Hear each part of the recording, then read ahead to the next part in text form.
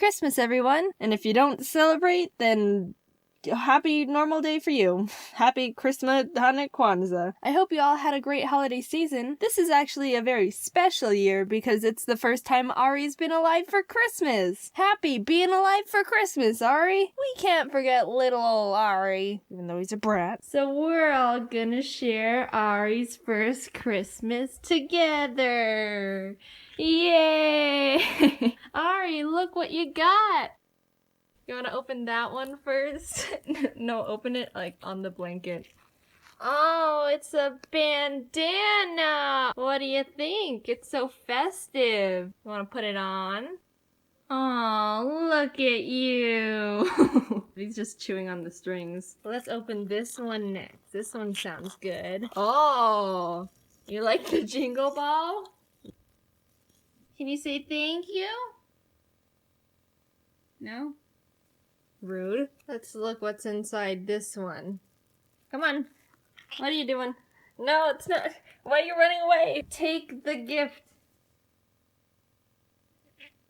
Ari, what's the matter? Don't you like clothes? We can put that on later. Alright, we've got one more present. Ari loves these like little bagels, so I got a bunch of them for him. Got a bagel? Why are you walking like that? There you go. Ari loves bagels, or loops. I don't know what you call them. Ari loves to look out the window. So we got a nice little perch for him. And look, he's looking at the rain. Of course it would be snow somewhere else, but we get rain. Can you say Merry Christmas? Now, these weren't all the gifts we got for Christmas. A very special cinnamon roll sent us some presents as well. Santa Senpai Weeaboo Misaki is back, everyone. He actually messaged me again after iDubbbz called my Samurai Buyer video Pretty good. and wanted to do another. He's asked me before if we could collaborate again, and I wasn't planning on doing another one even though you all seemed to enjoy the first video. But then the idea came to my mind that he could send us some Christmas gifts. I asked Weeaboo if he wanted to say another message to the people, and this is what he sent me. Hi guys, this is Weeaboo Misaki from Samurai Buyer. Merry Christmas, guys, and Merry Christmas to Jaiden Animation and her pet Ellie. Come to my website. You will see a bunch of Weeaboo Japanese merchandise. Thank you. Isn't he sweet? Everyone loves Misaki. Right, let's get into the box. Blah. Misaki sent us a nice box too, and there's like these cute little dogs on it. Do you like them? Or are you still playing with the loop? Alright, let's get into the box. Merry Christmas. What did he send us?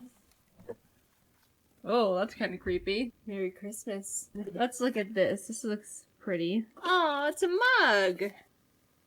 What do you think? No? I think it's cute. Alright, let's see what else is in here. Is this one of those, like, Japanese banks that, like, you press the button and then the thing opens? Do I need batteries? I'll get batteries later. Wow, we're getting a bunch of mugs. Okay. You like this one more? Do you have any input at all?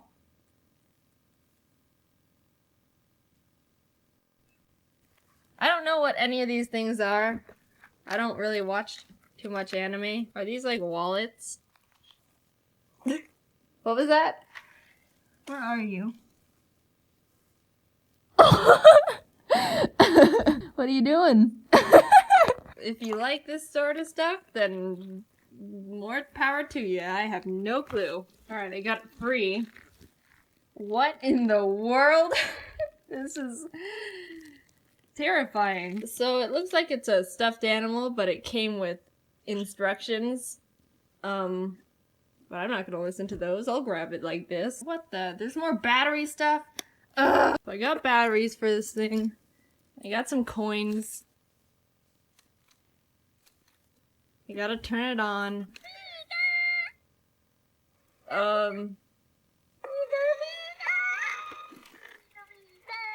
Yeah, I've seen... You done? Yeah, I've seen these things before. I didn't know there was, like, a Pokemon one. I'll do another one. I don't know, that little hand is kind of really creepy. Look at it. It doesn't even look connected. What the heck? I also got batteries for this thing. Let's see what this guy's gonna do. He keeps saying not to grab it by the head, but I don't care. What are you gonna do? How do I turn it on? Do I squish his head down? I don't know Japanese. Is this all the instructions? Or is this all the, like, hazards? Is Misaki gonna kill me with this bear? Actually, it kind of looks like it will. So, like, I don't get it. What do you want?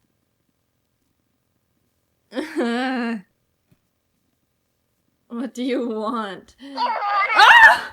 What was that? I got... Oh. I see what this is. That seriously jump scared me. Stop interrupting me. I don't even know what I'm gonna do with this thing. I don't want this. What do you think? Oh, alright. Stop. It's not even doing it, like, good. It's, like, terrifying. I can't even say anything. Turn off. It didn't even do it, like, good. It's just, like... So this is the Misaki haul. Not as good as the other one. There's a serious lack of ducks. And even Ari's afraid of this thing. Merry Christmas, Ari. Oh, are you eating that? No. I hope you all had a great season. I'd say I hope you all had a good 2016, but we all know that was an absolute train wreck. Here's to another year together, and I hope we all don't implode as a society next year. People are so complicated that most of us don't even understand our feelings and thoughts half the time. Yet, here we are, 7.5 billion of us stuck on this rock, having to interact with each other, everyone with different goals and values and beliefs, and we all gotta try and get along. And also, some people have knives and no emotional reaction to murder. But that's not the point. When I say relationships, I'm talking about any type of interaction between people. Friends, family, colleagues, when you do the kisses with someone. Red flags are a term that everyone's familiar with. That person cheats on everyone they've been with? Red flag. That person only uses people for their personal benefit? Red flag. That person doesn't wipe off the knife after spreading butter on toast, and when they go for more butter, little crumbs get stuck in the tub? Red flag! But what about red flags that only start revealing themselves once you've built trust with someone and have a connection with? When your opinion of someone is positive, those flags can start being overlooked, or you start saying, oh, but they're a good person. I trust them. Oh, I mean, they wouldn't want to hurt me on purpose. It's easy to rationalize warning signs of a bad relationship when you have a positive view of someone, but it doesn't mean that they're not there or should be ignored. They're still being a jerk. It's just complicated by your history together. I think the majority of people tend to be too nice or passive or overly understanding. It's really common and easy to do. Because of that, toxic relationships are much more prevalent than you'd realize, and it can be difficult to know what to look for. There's a chance you're in a hurtful relationship right now and don't even realize it. The term manipulation gets thrown around a lot, and because of that, I think a lot of people would feel they would be able to identify manipulation if it happened to themselves. But it's not as easy as, Chad and Sally are dating. Sally wants to go out with friends. Chad forces Sally to stay home with him. Chad's a manipulator! Yeah, that's actually a super common manipulative situation. But the way manipulation works is that it builds up slowly over time and is almost entirely emotional. Chad might instead start isolating Sally from her friends by nitpicking things he doesn't like about an individual person at a time. I don't like how Nick talks to a lot of girls. That's kinda weird. Don't you think Dawn drinks too much? That's not too responsible of her. Little implants like that can make Sally view her friends not as highly one by one, and start trusting Chad more. A few months of this go by, and Sally's not hanging out with any of her friends anymore, and Chad successfully isolated her, which means he has much more control over her thoughts and emotions. You still might think that's easy to see through, and some people are better at picking up on warning flags than others. I think it's important to keep in mind that everything in real life is much more humanized than when we talk about them. For example, we're raised to believe that drugs are awful. It's pretty much brainwashed into us. You're at a party, the lights are blaring, and someone comes up to you and goes, "Hey kid, wanna do a drug?" Time slows down, the cigarette is glowing with evil energy. You look up, and all of a sudden they've grown horns and fangs, and oh my god, it's Satan! No, that's not what happens. Realistically, you'd be at a small get-together with close friends. You've had a nice night with them so far, laughing and having a good time just like normal. One of them just takes out a little sandwich baggie and is like, "Hey, I've got Coke." There's no time slow-mo or sirens. It's a completely normal feeling situation and all of a sudden your brain is confused. Drugs are bad, but this is my friend. We've known each other since 5th grade. He's just a normal dude. He's not bad. Are my other friends gonna do it? Your brain thinks of any excuse it can to rationalize behavior from people you trust or think highly of, which applies to relationships. It can be difficult, but you need to define how people should treat you and respect yourself enough to not let people maneuver you into bad situations. Emotionally abusive and manipulative relationships are super frickin' common, and it's tricky because they jostle with your head feels and can make you feel like a squashed fly on a window. Stuck, powerless, sad, if fly corpses even feel sad. I guess they're just dead. Emotional blackmail is a way to control or manipulate someone by using guilt, fear, and obligation against them. Is someone passive-aggressive, overly controlling? Do they use threats like, "Do this or I'll hurt you," or even, "Do this or I'll hurt myself"? That leads to another difficult situation. If someone ever belittles themselves, "I'm pathetic. You should just leave me. I'm gonna hurt myself." It puts you in a complicated position, because it can feel like there's a responsibility to provide this person with whatever they need, because obviously you care about them and you don't want them to feel this way, or even do something bad to themselves. But this is a hard pill you've gotta just swallow. You are not personally responsible for anyone's happiness. But they've got really bad self-esteem, and I'm worried that not responsible for anyone's happiness. But they're really depressed and can't help it, so I feel like if I just not responsible for anyone's happiness. But I'm Santa Claus. Alright, gray area. Responsibility shouldn't be assigned to you, even if it breaks your heart to step back. People normally aren't equipped to be able to help someone with their issues anyway, so it's best to encourage them to see a professional who's been trained to know how to handle things. Someone might be struggling with their own personal stuff, but mental illness doesn't negate their responsibility to maintain a healthy relationship. It just means they need to work on themselves, which is okay, but you don't need to be a part of that. You've got your own junk, they've got their junk. You need to decide how much of their junk you want to help with. Don't let them forcefully shove their junk on you. I like to imagine I'm my own little ecosystem, and I do my best to maintain it every day. If there's a person or a relationship I have that just feels like pollution in any way, maybe it started off well, but slowly started feeling damaging, then I've got to just step back and ask myself if I need to kick them off my planet. It sounds harsh at first, but you really can't drop your responsibility to maintain your ecosystem in hopes to improve someone else's. Who's gonna watch your ecosystem? No one. Because that's your responsibility. Communication is the most important way to know if you can work on fixing the relationship or need to cut it. Hey dude, can you stop dumping toxic waste into my ocean? You've been doing it for a while and all my cute little dolphins are dying. Oh geez, I didn't even realize I was hurting them. I'm sorry.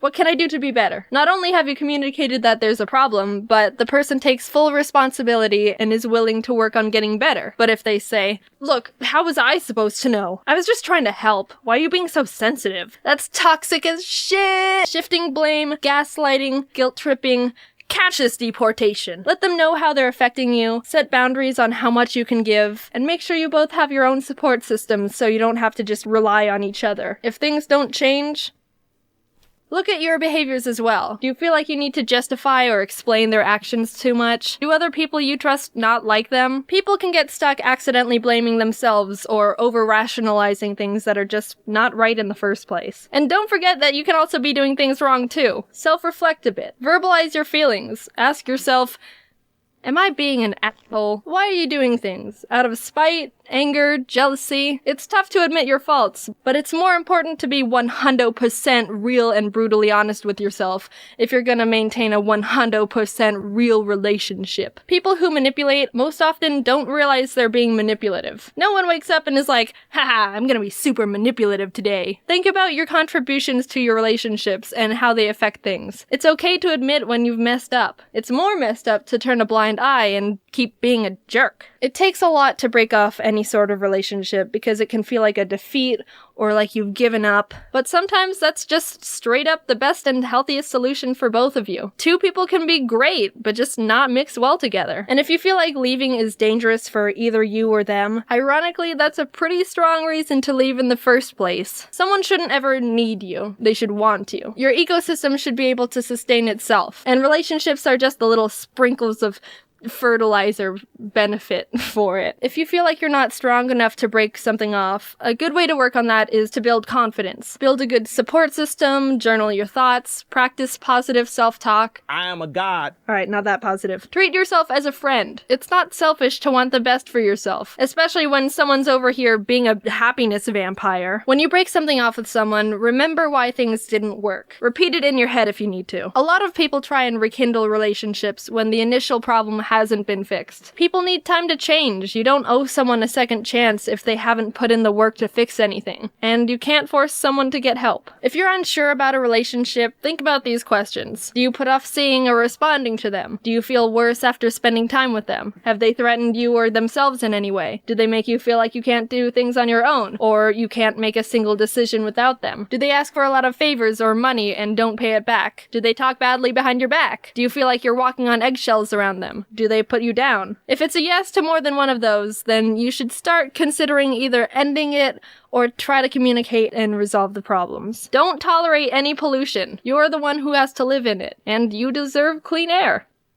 Big thanks to my friend Katie Morton for helping me out with writing this video. I wanted to make sure I didn't say anything inaccurate, and she's a licensed specialist with this type of stuff, and I trust her a lot. Of course, I hope you're able to take this advice and interpret it to situations in your own way. If you want to put a lot of energy into trying to help or be there for someone, that's completely fine. I just want people to know it's okay to think about yourself as well in situations. I've met and am friends with so many great people who have tried to help someone they care about, but it ended up being too much and starts dragging them down too. Like, once you start talking to people about it, it's like, holy crap, literally everyone's gone through something like this, and it's so easily preventable if you know what to look for. Anyway, thanks for watching. Hope this helps someone out there. You're great. Talk to you later. Bye. Ari says bye too. Remember when Pokemon sent me every single one of their Gen 5 sitting cuties for me to rank? Turns out they really liked that video. So much, in fact, that they said, "Hey Jaiden, awesome video. Why don't you come to Japan to watch the Pokemon 2023 World Championships?" Our treat. You won't have to pay for your flights or hotel or nothing.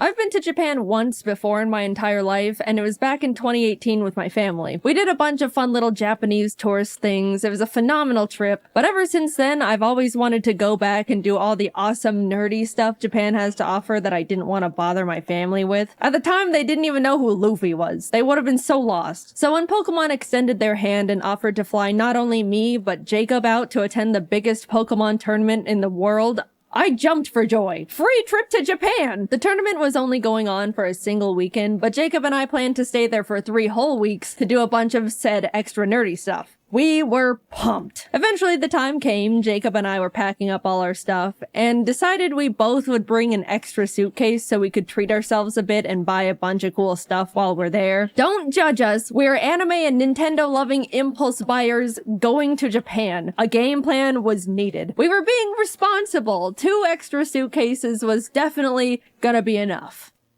Yep. Equipped with our extra luggage, we headed off to the airport. Pokemon straight up gave us business class seats. We didn't ask for them or anything. So when we boarded, we realized we had the seats where you could lay down. There even was some sort of seat divider that acted like a car window, so I could roll it down and bother Jacob whenever I wanted. Quick little 11-hour flight later, and we were in Japan. It was time to have the best trip of our lives.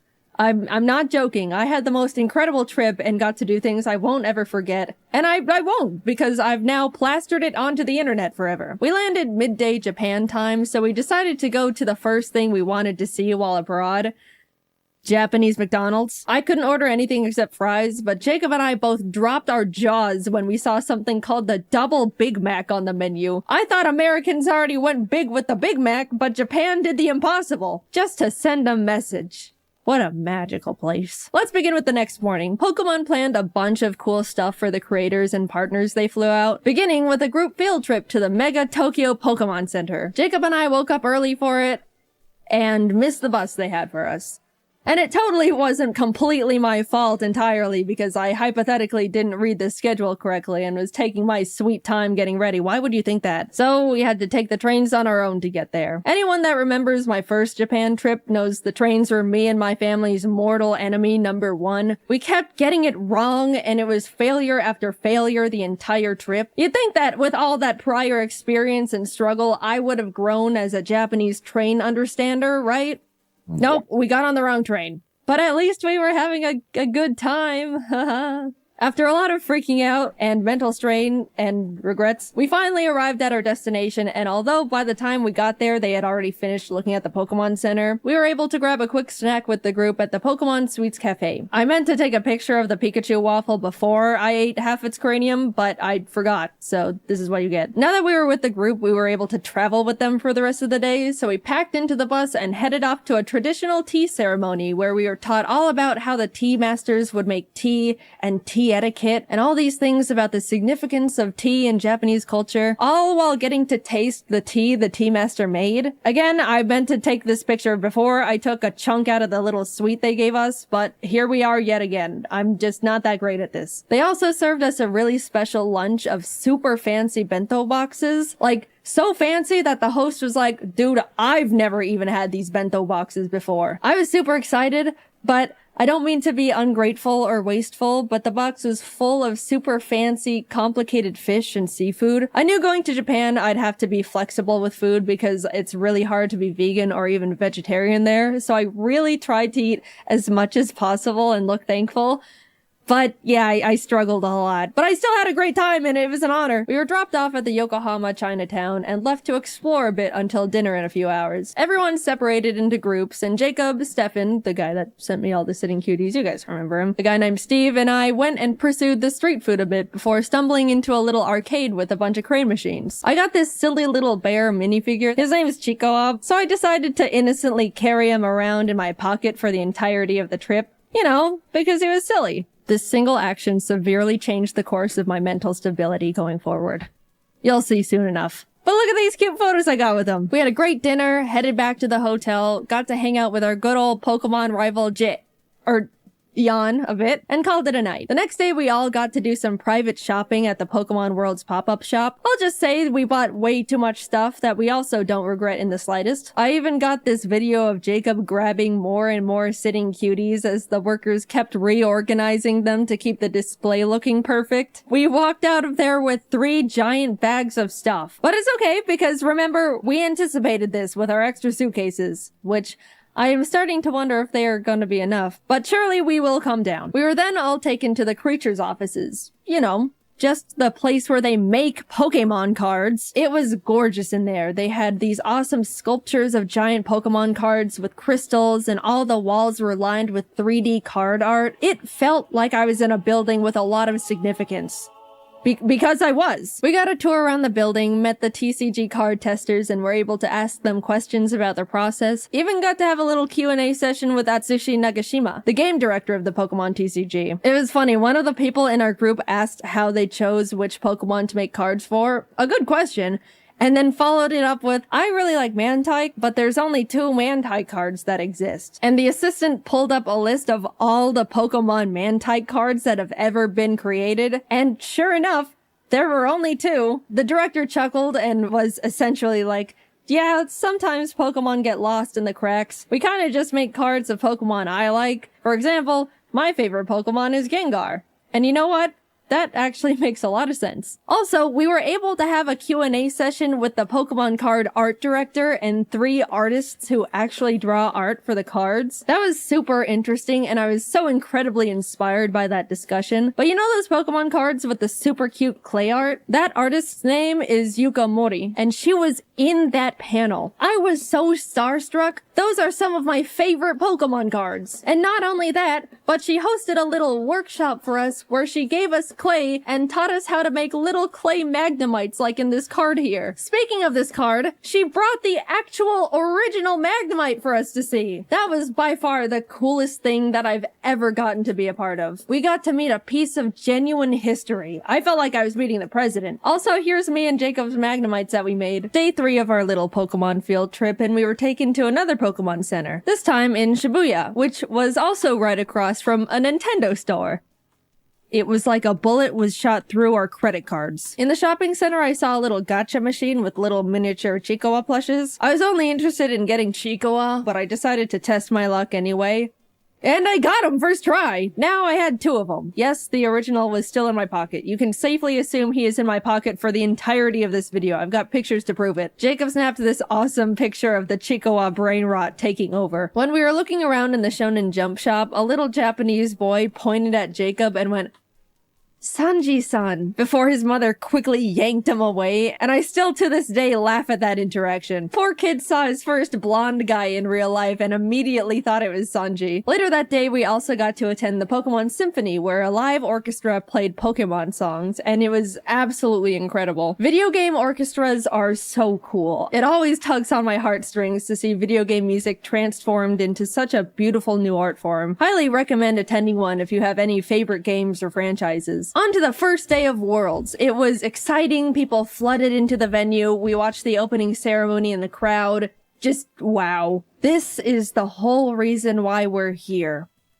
We went back to shopping. Look at this cute little Chiikawa book I found in a nearby bookstore. At this point, we were absolutely pushing it in terms of luggage space, and we were day 4 into a 2.5-week trip. Our shopping sprees until this point were very not frugal, so we cut our losses and bought 2 extra giant suitcases to fit everything better. Okay, we knew we were gonna need extra suitcases. Getting a few extra couldn't hurt. Look, the flights were paid for. We were still saving money at this point, I think. That's my rationalization. I'm going with that. Also in the mall were tons of Pokemon monitors straight up playing the World Championships. TCG, Pokemon Go, VGC. Japan treated Worlds like it was the Super Bowl. And it was just so cool to see one of my main interests so culturally celebrated. People of all ages would stop by to watch for a bit before going back to their shopping. I can't explain it, but it just made me very happy. We even got to see Wolfie live on the monitors. How'd he do? He did great. Don't worry about it. Nothing happened. Look, we were just happy to see our friend on the Pokeball screen. Proud of you, Wolfie. You're so cool. The second day of Worlds was hype.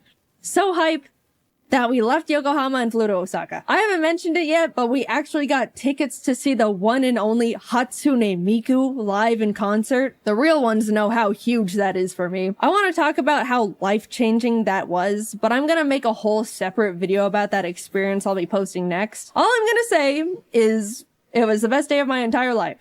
By a lot. Subscribe now before you miss it, just saying. I will mention, we did have to take the train to get back later that night, and got super lost again. And we never get better at it. Don't expect anything to change in that regard. We did finally get back to Yokohama, crashed for the night, and had a nice slow morning as we got ready for finals later that day. To any One Piece fans who are caught up, we were in Japan for the One Piece anime episode. You know what I'm talking about.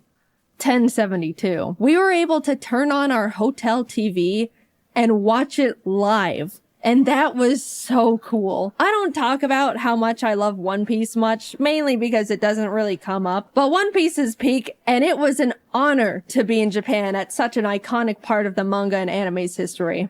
Anyway, back to Pokemon, sorry about that. We were able to watch the final VGC match live, got to chat and eat dinner with Wolfie and some other friends, had a late night hangout with Jan again, and that was about it. Day 7 meant it was time to pack up all our stuff from the hotel, say goodbye to Pokemon and Yokohama, and head on over to the apartment we rented for the rest of our stay just outside of Tokyo. At this point, we had filled up all 6 suitcases and multiple backpacks. I didn't mention it, but Pokemon gave us a truckload of gifts that we genuinely had no idea what to do with. We're grateful nonetheless, thank you Pokemon. But yeah, the taxi ride was a bit awkward. So, are you meeting up with some friends? No. After we got situated in the new place, we decided to look around the area and grab some lunch. And I gotta say, the little hole-in-the-wall restaurant Jacob found was some of the best ramen I've ever had ever. They even made it vegetarian for me, which was extremely kind of them. Food modifying is a bit tricky in Japan compared to the States, so I was very, very thankful. And it was delicious. We then proceeded to do absolutely nothing for the rest of the day because we were exhausted from the trip so far. I haven't mentioned absolutely everything we'd been doing on the trip because it would be a lot of, first we did this and it was cool. Then we did this and it was cool. Even though it was such a pleasure to be invited, I was so dead and definitely looked super not approachable or friendly to the rest of the group by the end of it. Sorry, guys. But neither time nor Japan stops for anyone, so we had to keep on chugging along. There were a bunch of friends we wanted to see while in Japan, and one of them was Connor. He wanted to take us to what he deemed his favorite Italian place ever. I asked if it was like fancy Italian, to which I was given the answer of no. So we get there, having a great time, and suddenly we realize Junichi Masuda, the director of Game Freak, is there having dinner.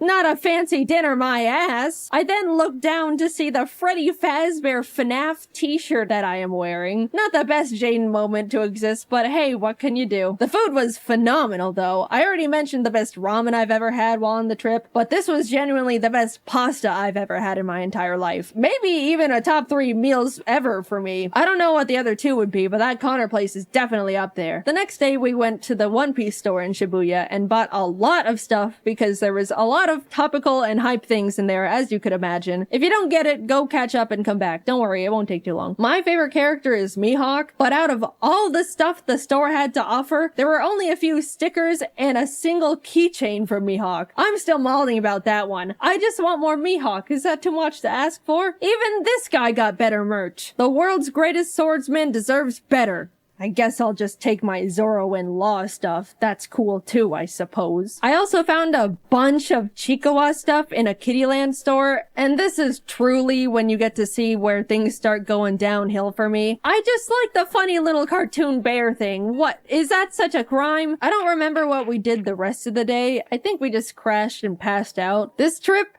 as surreal as it's been so far, has been absolutely taking a toll on me, and I desperately needed to just not move or talk or exist for a bit. We were doing so many different things that were all awesome, and hanging out with so many different people that were all awesome. But man, I am not built for extended periods of that much excitement and socializing. As much as I would like to change this fact, I'm also not a very active person. I know. Up until this trip, I was practically sitting down 24/7, working all the time to prep as much work as possible so I could have a guilt-free 3 weeks off. And my muscles were definitely starting to decay at that point. I looked at my phone's step meter thing, and there was one day where I literally got 300 steps. That's pathetic. And suddenly, I'm logging over 20,000 daily. My body was screaming. What the hell are you doing out there? Please stop. Plus, we were in Japan during the hottest, most humid time of the year. Every time we left the air-conditioned luxury of a building, we would immediately be drenched in sweat. Look, I'm used to the heat. I grew up in Arizona, but even this was too much. So yeah, crash and burn it was. Tokyo Disneyland was a bit underwhelming. It felt like a slightly worse version of the one in California because of the oddly spaced layout and surprisingly empty vibe. We did go to a Stitch-themed show thing, and as we were walking in, a worker stopped us and said, "Oh, excuse me, Stitch only speaks Japanese," like warning us it's not super tourist friendly. But I just think the statement of Stitch only speaks Japanese is hilarious. We went in anyway, and yep, Stitch only spoke Japanese. Kazoku. Yeah, overall, it was not the best thing we did, but apparently, I didn't know this, Japan has 2 Disneys, Disneyland and Disney Sea. And we went to Land, which is unanimously deemed the worst of the 2. So, oops, better luck next time. Jacob and I took 2 more rest days where we just turned to ash. Then up and at 'em, back to Osaka we go. This time we went to an Eve concert. Besides Hatsune Miku, the Japanese band Eve is the only other concert I've said I wanted to go see. I love their music videos they have for all their songs. It's always such beautiful animation. And by the way, they're the ones who sang the season 1 Jujutsu Kaisen anime opening theme, if you're lost. Earlier in the trip, Jacob just so happened to look up if they were doing a concert while we were there, and lo and behold, they were. He got some totally not scalped tickets, which turned out to be a super complicated process, so thank you, Jacob. You're the bestest friend I've ever had. Thank you for going through the trenches for silly old me. Anyway, the concert was so incredible. The atmosphere was fantastic. They had awesome visual effects going on. The glow bands a lot of people bought were perfectly synced to the music and colors on the stage, which really enhanced the experience. The music was great, which, I mean, of course it was. That was the whole reason we went in the first place. I talk about it more in the upcoming Miku video, but Japanese encores are so much different from the American ones. They're so quiet and polite. There is pretty much no screaming and cheering. It was just a long applause with a semi-whisper chant of encore, encore. And they also made us wait like 5 minutes for them to come back out. My hands were getting itchy just from clapping so much. That's how long it took. And then when they finally came out, they ended up doing like 5 extra songs. I mean, I'm not complaining, but after the 4th time thinking, man, that was a great last extra song. Well, time to head home.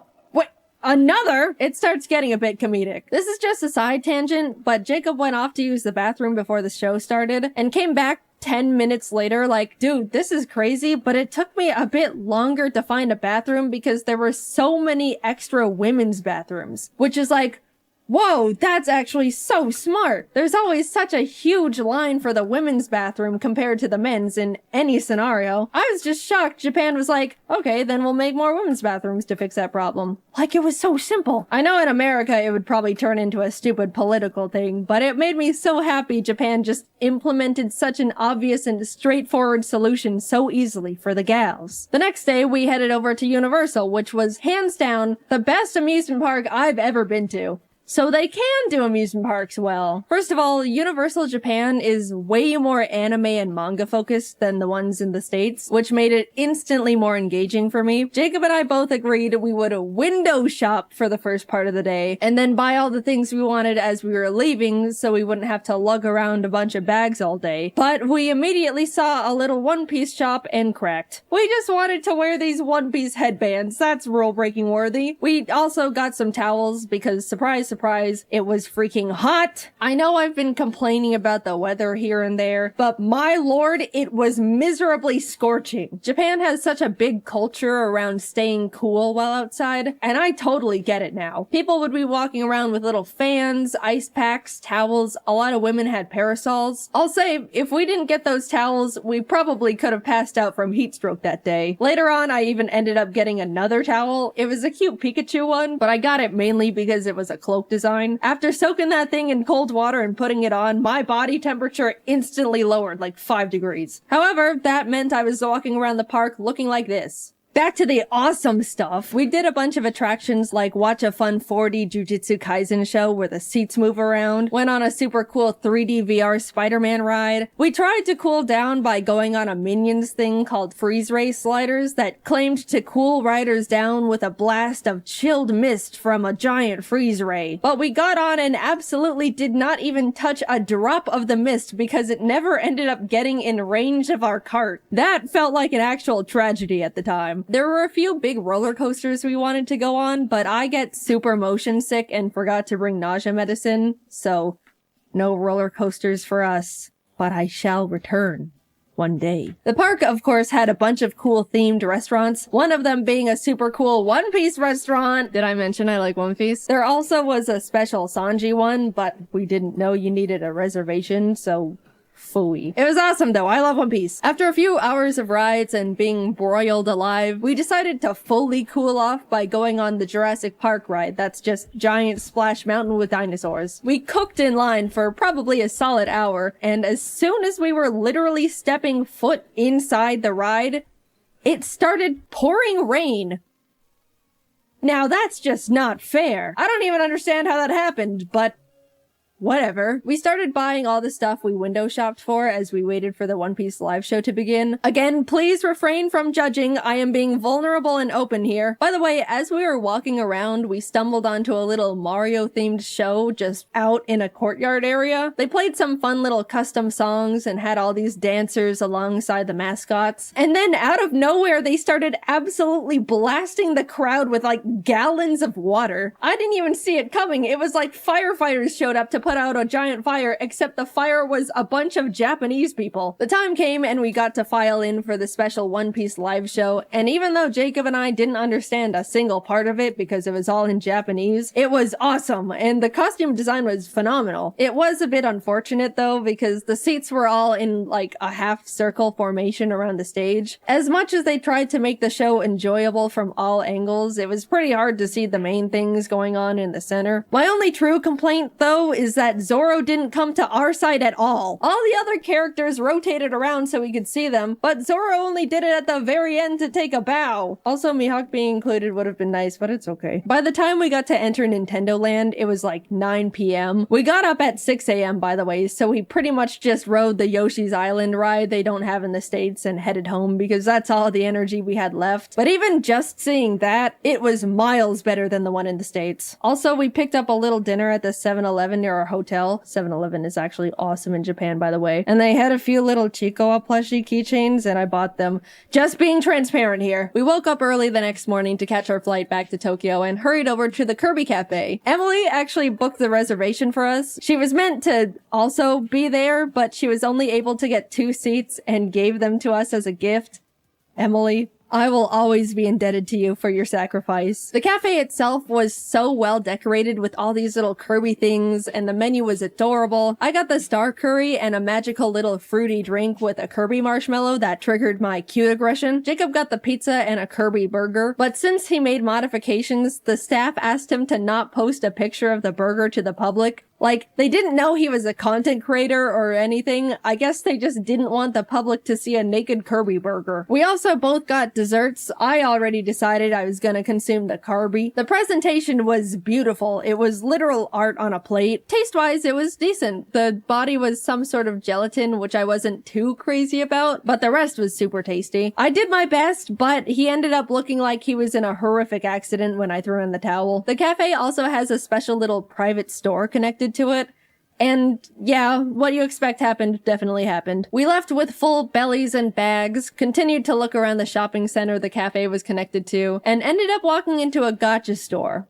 I am about to be very vulnerable with you here. This is one of the lowest points of my entire life. Please don't think too much less of me after what happened in that gacha store. So I walk in, spot Chikawa, beeline it to the machine, obviously. Like I mentioned before, I'm only interested in Chikawa, so I was only playing for him. But by the cursed luck of the gacha gods, I just could not get him. I was going back and forth between the machine and the coin exchange, getting multiples of every other little guy, but no Chikawa. I could feel the workers' glances at me, probably because the desk they were standing behind was right next to the machine I was grinding. But after way too much money, he dropped. I got my well-earned, horribly priced at that point, Chikawa. I then started looking at all the other machines, putting some coins in a few here and there, until I stopped at one that had a line of animals playing band instruments. They were very silly, but there was a little pigeon holding up cymbals, and I really wanted to get him for Jordan and Kelsey. In went the coins. Tiger,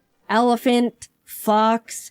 It was happening again. Everything except the one I wanted. Which I know more or less that's the luck with gachas, but it was getting to the point where I was getting surprised the pigeon was dodging me as much as it was. Surely the next one. What? Eventually, I had to go back to the coin exchange, and as I was about to put in more money, I saw out of the corner of my eye one of the workers peek out and take a look in horror at all the gachapons that were sitting at the top of my bag. They then raised up their hand and said something in Japanese while shaking their head, and I knew in my heart I was being cut off. No, please! I can stop whenever. Just a few more hits and I'm done. The pigeon is next. I can feel it. Why do you look afraid? What's under the desk? I got kicked out of a gacha store. I had hit an all-time low. I told my friends and they said they probably just thought I was gonna try and resell them, but I don't even know if that would even make it sound better knowing I was getting so many that they thought I was robbing them blind. I just wanted my little Chikawa and pigeon with cymbals. We made dinner plans that night with a friend and we were just about to grab a taxi and head back to freshen up, but Jacob and I caught sight of a fun anime and goodies shop. Who do we think we are? People with self-control? We'll make it quick. We rushed in and split up for optimization. As I was looking around, I saw it.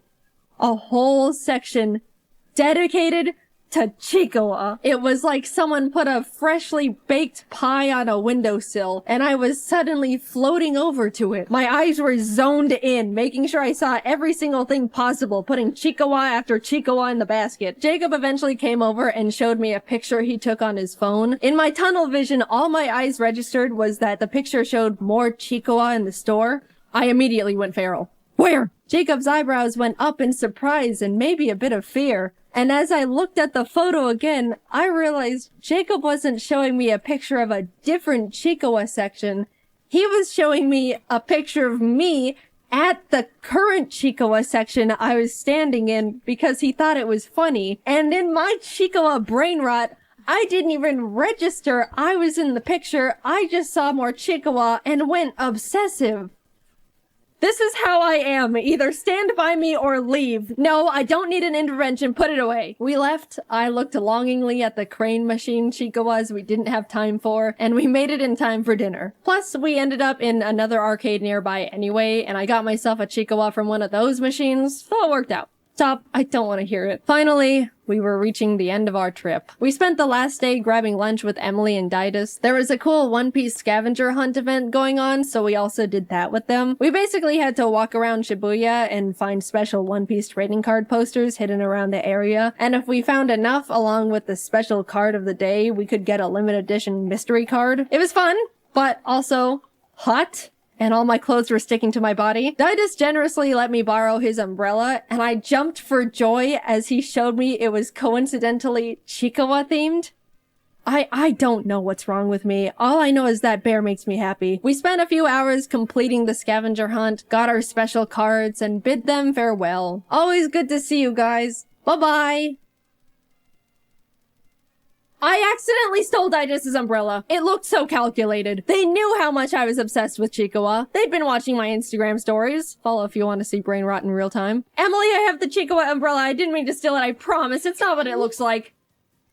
Since we were leaving in the morning and wouldn't be seeing them again, they just let me keep it. But the side-eye Jacob gave me the rest of the way back. I didn't mean to— Stop it! Getting back to the apartment, reality hit us hard. We needed just a few more suitcases.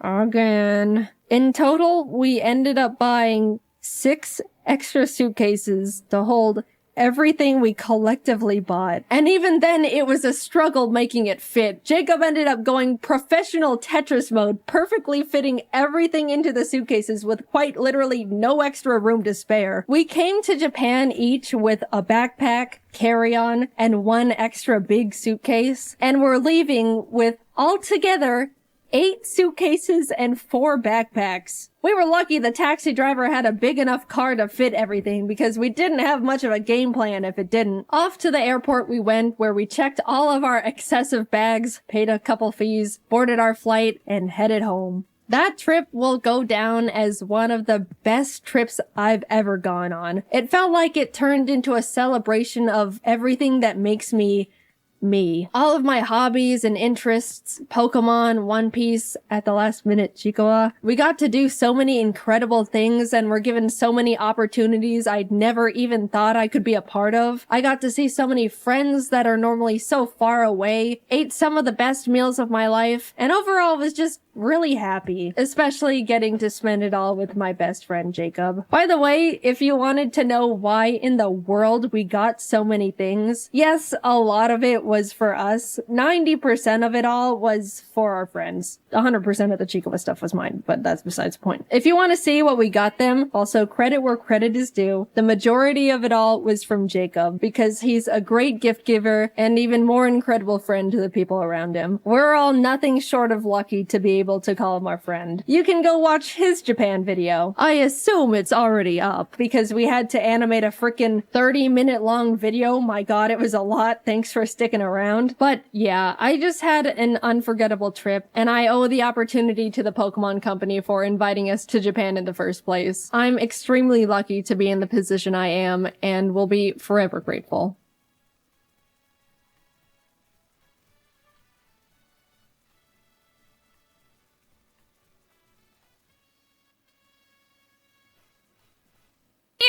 Anything you say into this will reach hundreds of thousands of people. Do anything you want with it. Have fun. Pee is stored in the— After being inspired by other YouTube people for being more honest with their lives and struggles, I decided to slap my own mental health problems on the table for everyone to see. Look at it all. Gross. Help me. I'm not secretive about stuff like this, but I also don't really talk as openly as I want to about it because I never feel like anyone wants to pay attention to me and my dumb problems. You know who else has problems? Those turtles who eat plastic bags. Those guys got a lot of problems to deal with. Like breathing. I'm just a shy, quiet, anxious introvert. If you can't identify as that type of person, you're probably sick of people saying it all the time. And I can't blame you. It's pretty common to see people talking about anxiety and being awkward and, you know, crippling depression. As much as I like those types of jokes because they're relatable and can be used as a dark coping mechanism to hide the self-destroying thoughts that tear you up from the inside, I also don't want people to forget what the base of anxiety really is. One thing to clear up, I've had experiences where anxiety is confused with narcissism, which, no. I'm sorry, you couldn't be more wrong about anything. Ever. Is this a hamster? Still not as wrong as that guy. Narcissism is when you're overly full of yourself and cocky and think everyone loves you. Anxiety is related to an unbalance in your mind about your ability to cope with things, which creates an intense amount of stress and worry. Yay! There's a lot of different forms anxiety can come in, and for me, I'm struggling with social anxiety, which means I hate myself and think everyone hates me too. Woo! Ha! Ugh. There's an old Greek myth about this dude Narcissus who falls in love with his own reflection and dies alone staring at it. If he had a brother social anxietus, that guy would probably have a panic attack at the thought of people looking at him, internally die at the sight of his reflection, and then blame himself for dying. I've seen people misunderstand anxiety like, oh, do you think everyone's looking at you all the time? Get over yourself, would ya? When it's actually, oh no, I don't think everyone is looking at me because I'm great. I think they're severely judging me because they secretly think I'm more worthless than a dead clam. Even though I have no proof that's what they're thinking and they've treated me very nicely ever since I met them. I just have a hunch. Not many things bothered me as a kid. When you're like 7, the biggest things going on in your universe are staying up past 10 p.m. and trying to convince your parents to buy you mechanical pencils. Even though I was blissfully oblivious to a lot of things, I still subconsciously knew there was something different. This weird nervousness followed me everywhere. It wasn't intense 24/7, but for example, say when I had to go to the bathroom, I would feel like people were watching me through the cracks in the doors and little marks in the ceiling, like eyes were always on me. Even though I was old enough to know that wasn't realistic at all, the feeling doesn't just go away, which is almost worse because then you feel like you're going crazy in your own head. But at the time, I just thought everyone had paranoid thoughts. You're saying you don't ever worry that everyone on the bus hates you because your backpack is too blue? Huh. Weird. Pass me that red marker. The constant uneasiness never fully goes away, even though I wasn't really conscious of having it in the first place. Once in my senior year of high school, I was in my English class, and we were all discussing something about how men and women are different, and sexism, and that fun topic. There were a lot of good points brought up, and I wanted to contribute, so I raised my hand, and almost immediately started shaking. My palms were sweaty, knees weak, arms heavy, vomit on my sweater already, mom spaghetti, which... Why? I'm consenting to participation here. No one's holding my hands up against my will. Why do I all of a sudden feel like I want to crawl into a ravine and eat rocks alone in the dark? Jaiden? Well, statements backed up by facts aren't inherently sexist. So... On average, men are generically built stronger than women, which isn't sexist, just a general fact. But saying all women are weaker than men is sexist. So, you're not sexist if, you say to a guy, dude, you can't have babies. What am I saying? Who am I? While trying to talk, I started shaking more, and my throat closed up, and my eyes were like, here, need some tears? Even though I chose to talk. Why am I like this? I don't understand. And one day, it just came to me, like a mailman slipped a piece of paper under my brain's doorstep. Oh, I have anxiety! I still don't feel any better about anything. Maybe a bit worse. Can I return this, please? When I went to college, I was finally on my own, which meant I was thinking on my own. And I realized, wait a second, I'm not happy, and I hate myself. That's for me. Low self-esteem? Oh, and depression? Eating disorders? Alright, what company got a hold of my address? I don't want this junk mail. Take me off the list! Stop! And bada bing bada boom, the recipe was complete for a sadness cake. That's me. I've known about all of this for a while, and actually, people struggling with mental illness are generally aware of it. A lot of the time they know something's wrong, but succumbing to the fact that you're not okay is really scary, and you feel even more hopeless. Like in cartoons when a wife is like, "Honey, I think we're lost. Let's get directions." "I don't need no directions. I know where I'm going." "The kids are hungry, Ronald, and we should have been at the store 3 days ago." I've got it under control." "Darling." You're right. We're lost. I'm hopeless. There's science to back up that if you frame it as, "I am depressed," instead of "I have depression," then you're more likely to stay depressed. Realizing you're struggling is hard, and when you come face to face with the realization that you're not okay, you feel even more lost than ever. Like, how the frick am I supposed to get off this island? Also, how did I get here? Why did no one prepare me for this? Was there an emergency island escape class I missed or something? Some floaties would be nice. Get out of here, mailman, it's Sunday. I was under the impression that opening my problems to people would bring them down with me, or bother them. Just get really messy. So I went full John Mulaney with everything. I'll keep all my emotions right here, and then one day I'll die. I was just a ticking time bomb, which surprisingly didn't make anything better. Eventually, it got so intense and stressful. Something tells me this isn't a healthy way to confront my problems.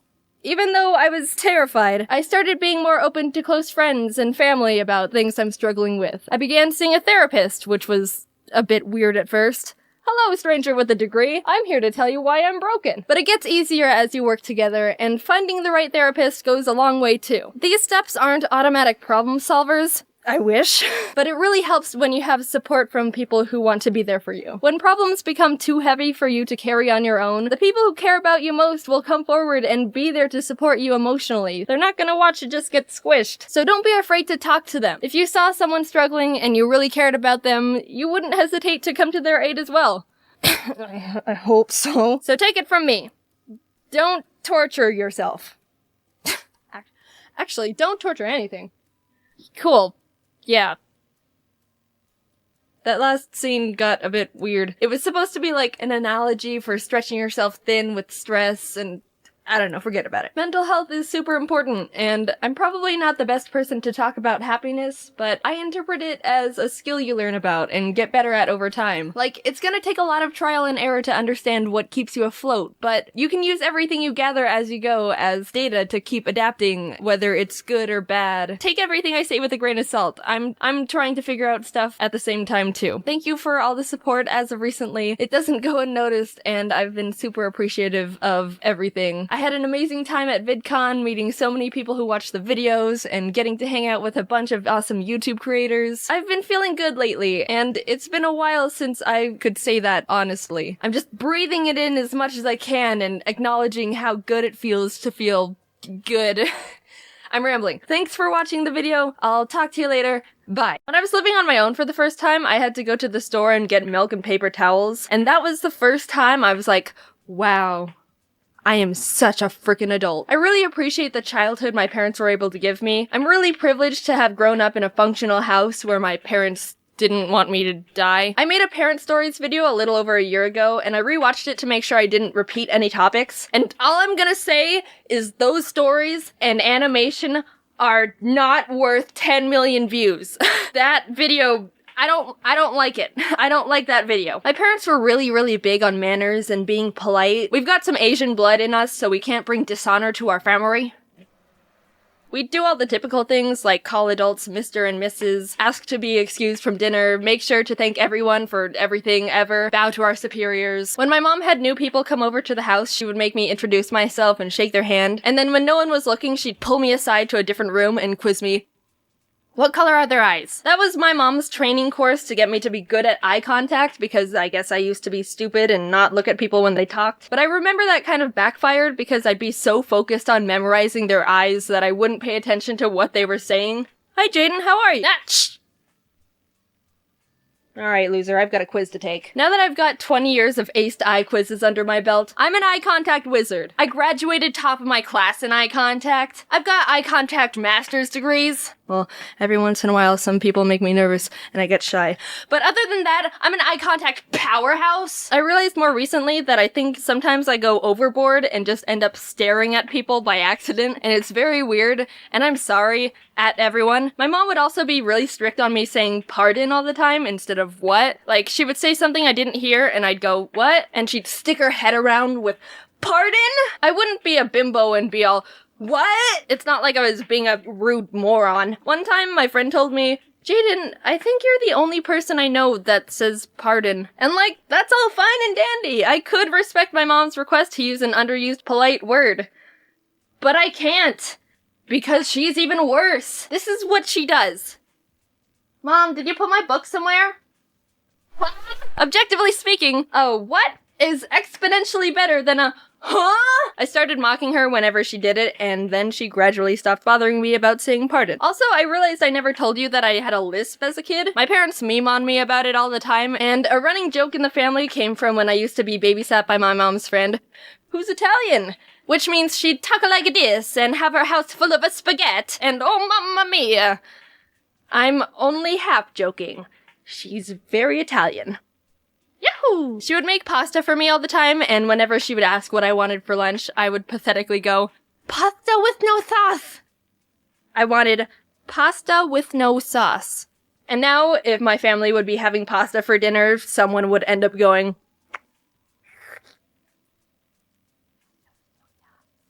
I don't have a lisp anymore. Sometimes it shines through when I talk too fast or get sloppy with my words, but somehow I fixed it by myself. In first grade, we were learning about letter pronunciation, and when we got to S, the teacher explained that some kids say S with their tongue, when it's actually supposed to be behind your teeth. And I was like, oh. So I stopped doing it. Cured. Who knew that if you've got a speech impediment or some sort of hindrance or obstruction in your life, just stop it. Simple. You've got cancer. No, it's okay. Just stop it. When I was learning how to swim, my mom and her friend, who also had a daughter my age, hired a swim instructor for us, and I don't remember a single thing about it except that she made us hang off the edge of the pool and just shimmy across the side. But I was terrified of these filters against the side and always refused to go across them because I was scared of being sucked in or something. I don't know how I passed that class because I refused to do the exercise. But at least I knew her eyes were blue. And then at the end of each lesson, she'd give us a piece of licorice, like we were dogs. I didn't like licorice. Oh yeah, and also this one time I almost drowned and died. So my parents were having a bunch of their friends over who also had kids for a pool party. There were a handful of pool toys like blow-up dolphins and beach balls, but we also had this floating foam mat. I was doofing off doing my own thing, and at one point when I was underwater, the mat drifted over top of me. When I had to go up for air, I hit the bottom of the mat, and I was like, uh-oh. Time for advanced critical problem solving. So if this mat is over top of me, I can't get up to the surface to breathe. So what do I do? I got it. I'll simply become a child Hercules and lift 3 6-year-olds from underwater into the air with my twig arms. Rather than using one of my 4 brain cells and swimming 2 feet to the side away from the mat, I decided to try and just bench press my way to survival. One of the adults realized I was being an idiot and also dying, and instead of being like, well, survival of the fittest, he dove in and saved me. So I didn't end up drowning of stupidity. Thank you, Mr. Chad. And now I'm here, on my own, moved to California, in my own place, not dead at the bottom of a pool, staring at everyone. Being honest, I love my family so much, and they've done so much for me. It takes a lot of effort to raise a person. Just think about how helpless and stupid babies are when they start out. They can't do anything. You can just put a baby on the ground and do nothing. Just leave it alone, and it'll just... pathetic. I'm so thankful and lucky my family's so supportive about everything I've been able to do, because I know not a lot of parents are like that. They even helped me sell merch at VidCon. They were so happy about it too. They came up to me after every day like, "Oh my gosh, Jaiden, everyone's so wonderful. The people who watch your videos are so sweet. Someone asked me to sign their shirt, so I just wrote Jaiden's mom." I was really nervous to pursue this career path because it can be a bit unpredictable, but the fact that they're so proud and encouraging has helped me do so much more than I ever would have thought I could if I was alone. So thanks, Mom and Dad. Brown, Hazel. So I just got back from VidCon Australia, and I wanted to say that that was amazing. I've never been upside down before. I was on a few panels with some friends like James and Jazza and Maz, and got to meet a bunch of really amazing, nice people. Maz, Jazza, and I were in the opening show, and I ended up having to draw a wombat with my elbows, which was very difficult, especially since I didn't know what a wombat looked like. If you want to see that, you can check it out on Jazz's channel. He posted that whole thing. I got to hold a snake and pet a kangaroo. It was kind of cold and windy and rainy, but I also got to meet an owl and a whole bunch of you. Just a really overall great experience. I am so appreciative that you guys like my stuff. I also wanted to update you that my shop manager and I are working on a new shop relaunch. We weren't content with the old one and wanted to make better stuff, so there's a bunch of new products and much more really cool things coming, like, I don't know, maybe a little Ari bag. I don't know. Oh, geez. Link is in the description if you want to check it out. Thanks for watching. I really mean it. I'm excited to start pushing for more video improvements and just get a bunch of really cool stuff done. Okay, it's getting really hot in this closet. See you later. Bye. Thanks for everything. I love you. I made some new merch designs. Do you like them? I don't know. I think they're pretty cool. Link in bio. Hey, friends who live in Canada. What do you think of Canada? What do I think of Canada? Let's see. Well, when the snow melts, you get to witness the minefield of dog poop that people didn't pick up. It's cold, but I like the cold because you can keep layering until you're warm. But in the heat, you can only get so naked. And then you just have a sunburn on your butt. Every summer I leave Arizona to visit my family in Canada because we like seeing them and they're really great. And yeah, we also don't like to live in a volcano. We normally have a non-stop flight, but this one particular trip we decided to do a layover to save some money. I think it was July 2012, so I was like 14. A couple days before our flight, my mom realized that my brother Jack's and my passports were expired. Well, this is either gonna go over well, or it isn't. Oh, it was so much worse. We got to the flight check-in and they said, "Hey, these passports are expired." Obviously. But it was only by a little bit, so the guy was nice and said, "Okay, I'm gonna let you all through and inform your layover about what's happening, but get those renewed soon." So we were like, "Yay, crisis averted." But wait, there's still 95% of the video left. That's because we were wrong. We landed in Minneapolis and the people said, "Hey, these passports are expired." Obviously. "Oh, yeah, we're sorry about that. The man at the Phoenix airport let us off with a warning and said he contacted you about everything, and well, crap, I think we're actually stuck in Minneapolis. I guess this is our new home now. Get used to it, kids." So it was my scared mom and her 2 expired children stranded in this obscure city. We went to a pharmacy, which for some reason also takes passport photos, but we had to wait until the passport place opened the next morning. Mom was having an aneurysm panic attack, but didn't want us to worry, so she was like, "Hey, kiddos, time for an adventure. Adventure time!" She took us to the Mall of America, which is the biggest, craziest mall in America with 4 floors of shops, entertainment, a mirror maze, bowling, roller coasters, aquarium.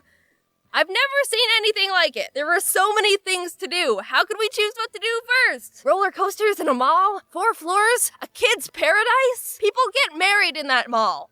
We ate at the food court for 20 minutes and left because it was closing for the night. We found a hotel and slept in our clothes, even though we had our luggage. I remember on the light rail I said to Mom, "You know, I really like it here." Like the oblivious child I was, not knowing the weight of the actual circumstances. Having a grand old time listening to a High School Musical playlist on an iPod and playing with my stuffed animals. I freaking love stuffed animals. As a kid, I couldn't sleep without them. My favorites were Raoul the mouse and Ringo the raccoon. I've had them for years. Anyway, luckily, Minneapolis is one of the few places that has 1-day turnaround for passports for the cost of an arm, a leg, and your entire savings. So in the morning, we had to check out of the hotel, run to the passport place, and make it to the airport in time for our new flight. It was gonna be a tight schedule, but it was doable. We were on our way to get the passports when, in the middle of transit, I realized, "Mom, I forgot my stuffed animals in the hotel.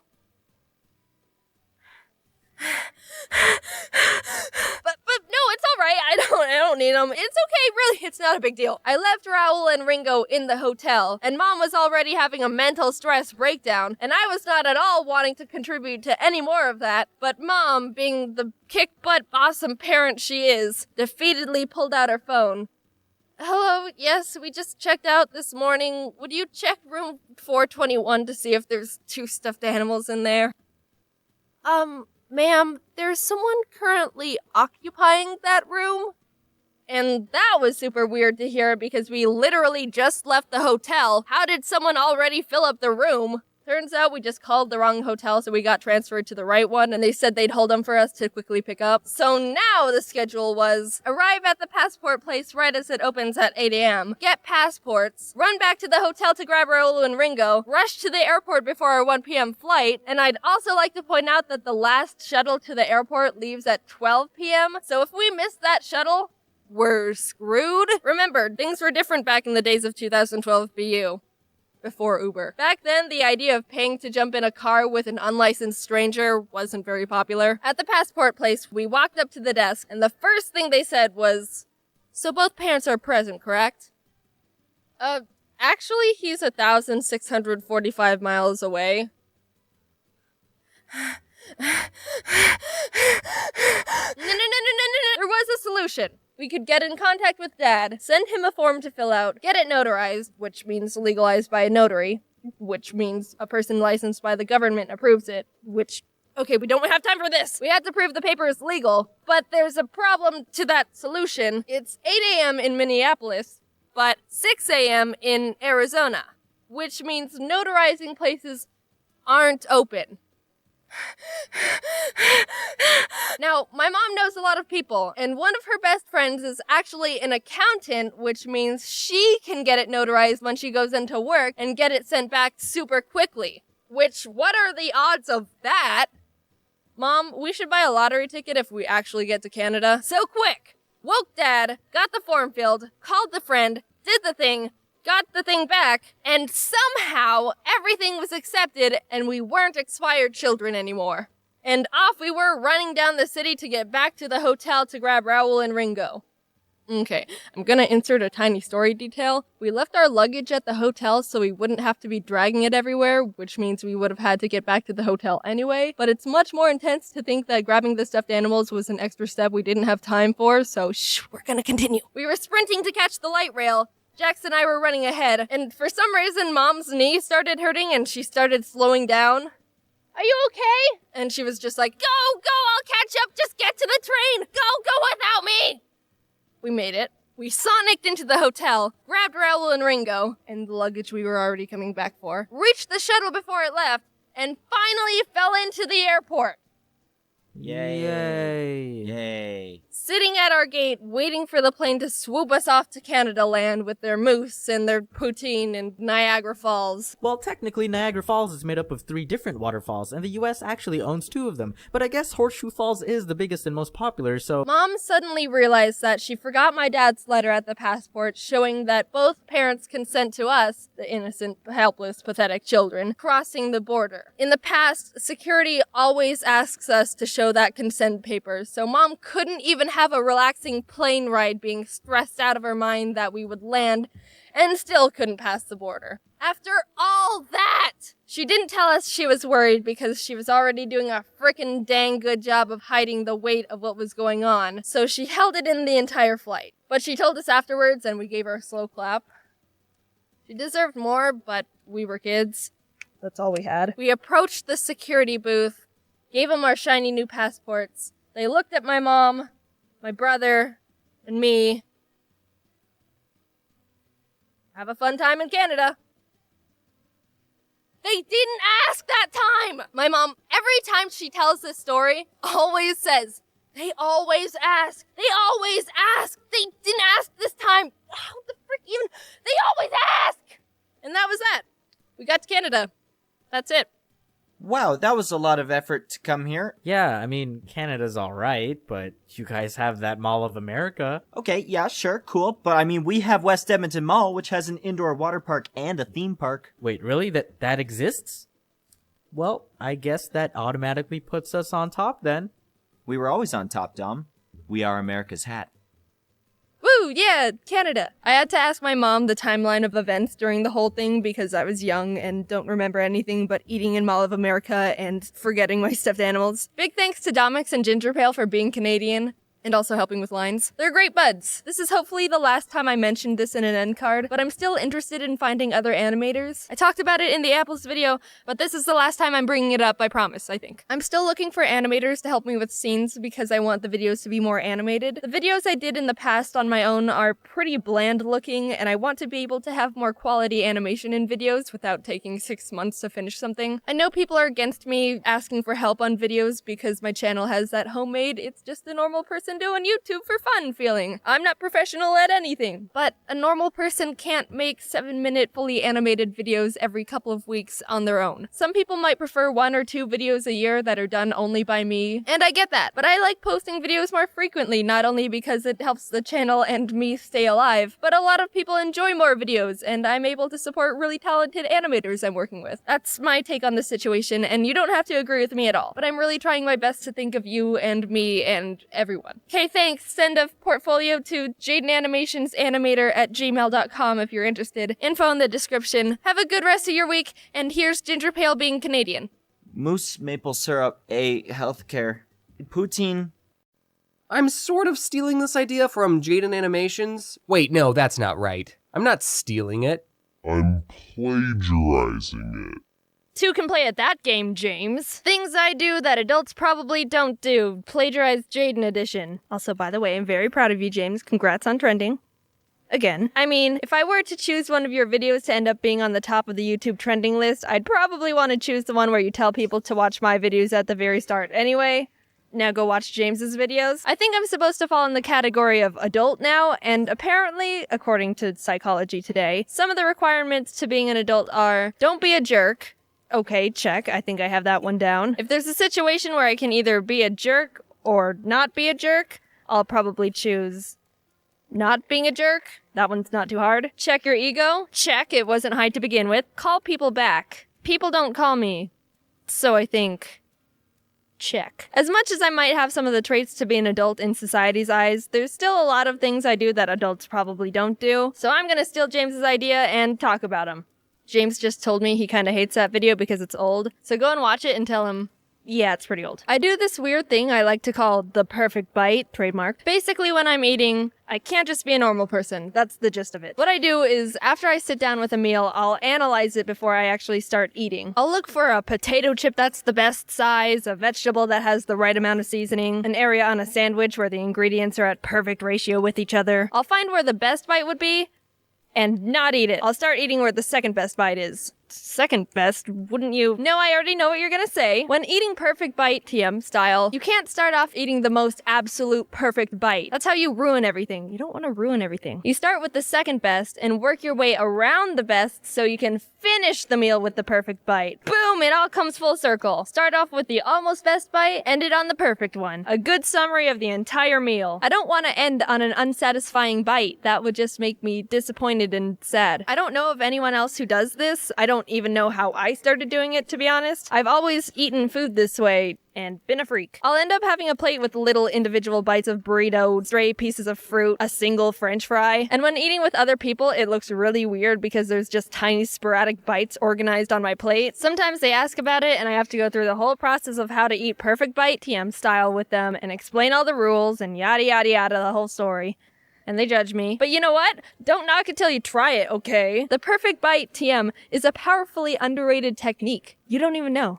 I wonder if I can copyright it too. Since I'm on my own, I have the freedom to decorate my living space with pretty much whatever I want. I like interior decorating. It's fun to decide what can go where and choosing color schemes and all that house stuff. But even though I enjoy good decor, I also don't take it very seriously. I buy things that are goofy and kind of stupid because when I walk into the room and see them, they make me laugh because of how ridiculous they are. I got a gift card for a home supply store I'd never been to before, and after a while of not using it, I decided, It's probably about time I use this. I walked into the place with $25 and no expectations, and came out with 2 things. A kitchen ornament with nothing but a funny-looking rooster on it, and in bold letters the word eat! I don't know why I liked it so much, maybe just the fact that it says eat with a possibly aggravated rooster on it. I don't know what that expression is, I'm just making an educated guess. It's pretty absurd.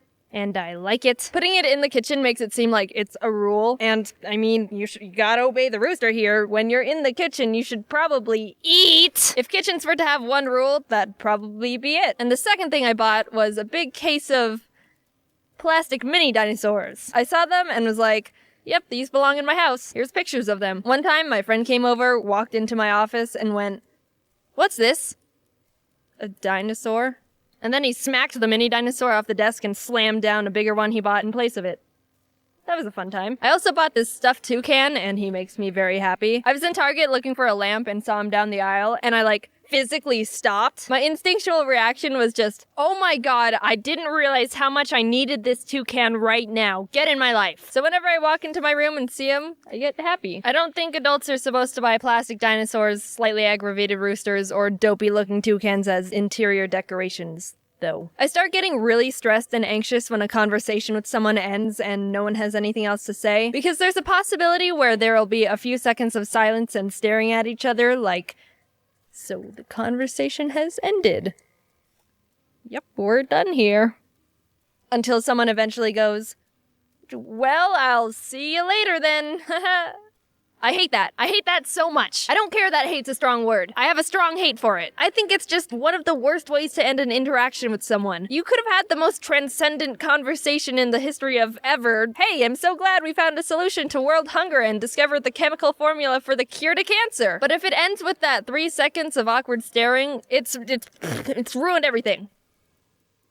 Yeah, it was a lot of fun. Worked pretty hard on it.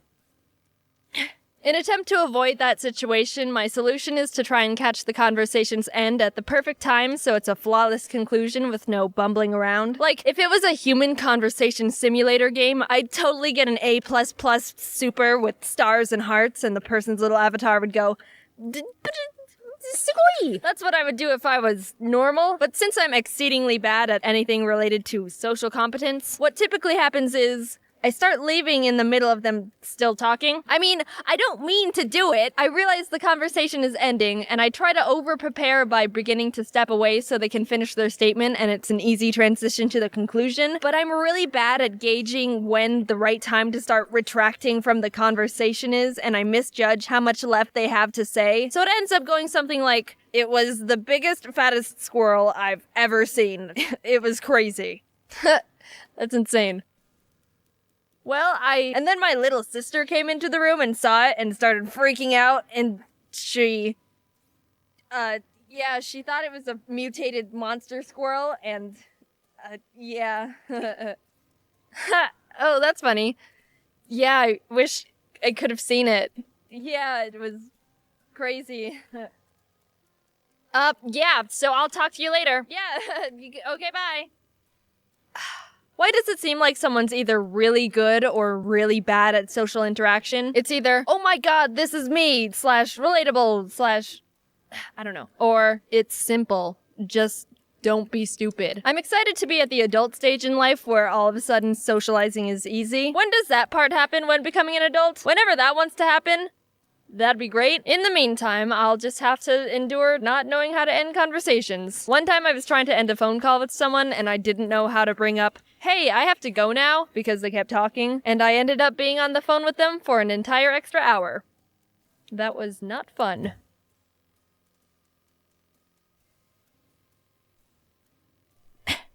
Anyway, so I don't know if you could tell, but this video I actually tried something different. Ever since I started making videos, I've always just done everything myself, and I've been adamant to stick with that. I want a certain feeling from my videos. Sometimes I feel like everyone's always trying to get to the top business or fame or whatever wise, and I kinda just want to stay homemade. Well, to a certain extent. I still want to make smart decisions for my future and career. If I start employing people or becoming a business or working with big companies, I worry I'll lose that everyday average person just making videos and being normal feeling that I want to have. But for the last year, it's been been kind of rough. I don't have a set upload schedule, but I do have a mental goal to post an animation every 2 weeks. And when I set goals, I have to hit them or else I'm extremely hard on myself. Well, I'm always hard on myself. Sometimes I'm disappointed in myself when I don't exceed a goal I hit. Like, I'll hit it, but that won't be enough for me. It's stupid, and I can never just be happy with myself. But anyway, I started realizing I wasn't doing anything else other than working just to have enough time to get a video done by my deadline. I wasn't hanging out with friends, my family, I wasn't doing anything else because I never had free time to spare. And it kind of hit me like, yeah, I'm posting videos, but I'm pretty sure I should also be living a life.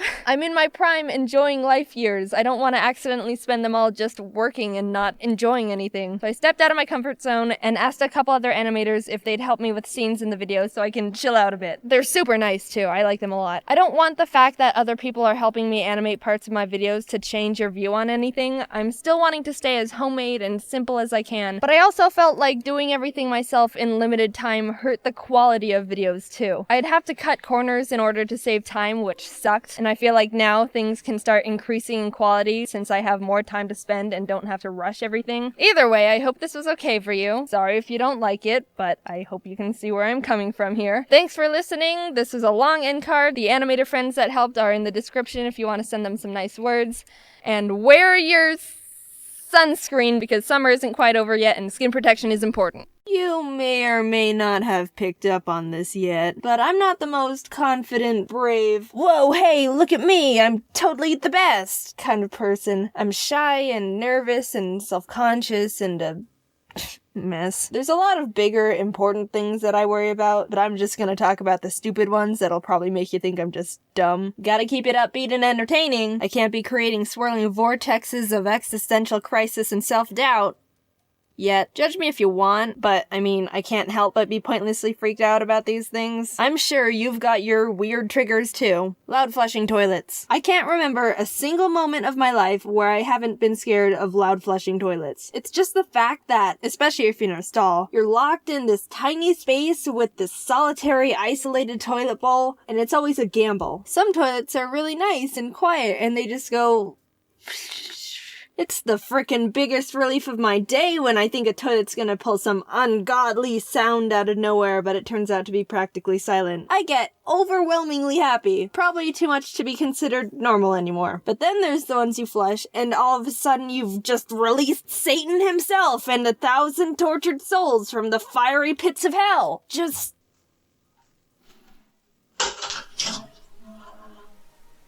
I go into mental breakdown stage. I can't even move. Have you ever seen the videos of like goats or some other animal where they just freeze and fumble over if they get startled?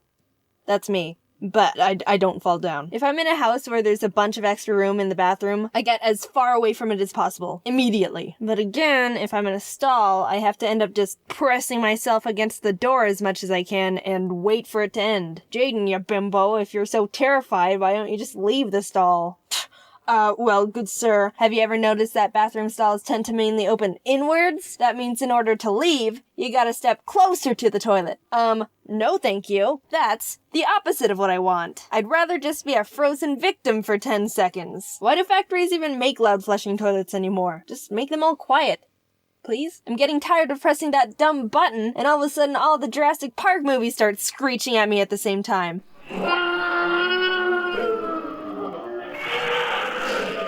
I'm slowly falling into insanity. Speaking of bathrooms, you know those public hand dryer things? The ones where you have to stick your hands in and it blasts air? I can't do those. I have this image in my head where I put my hands in and then some cyborg future handcuffs lock onto my wrists and I get kidnapped by a hand dryer. Like an evil bathroom transformer waiting for its next human victim. Well, too bad, you dumb hand dryer. You can't fool me.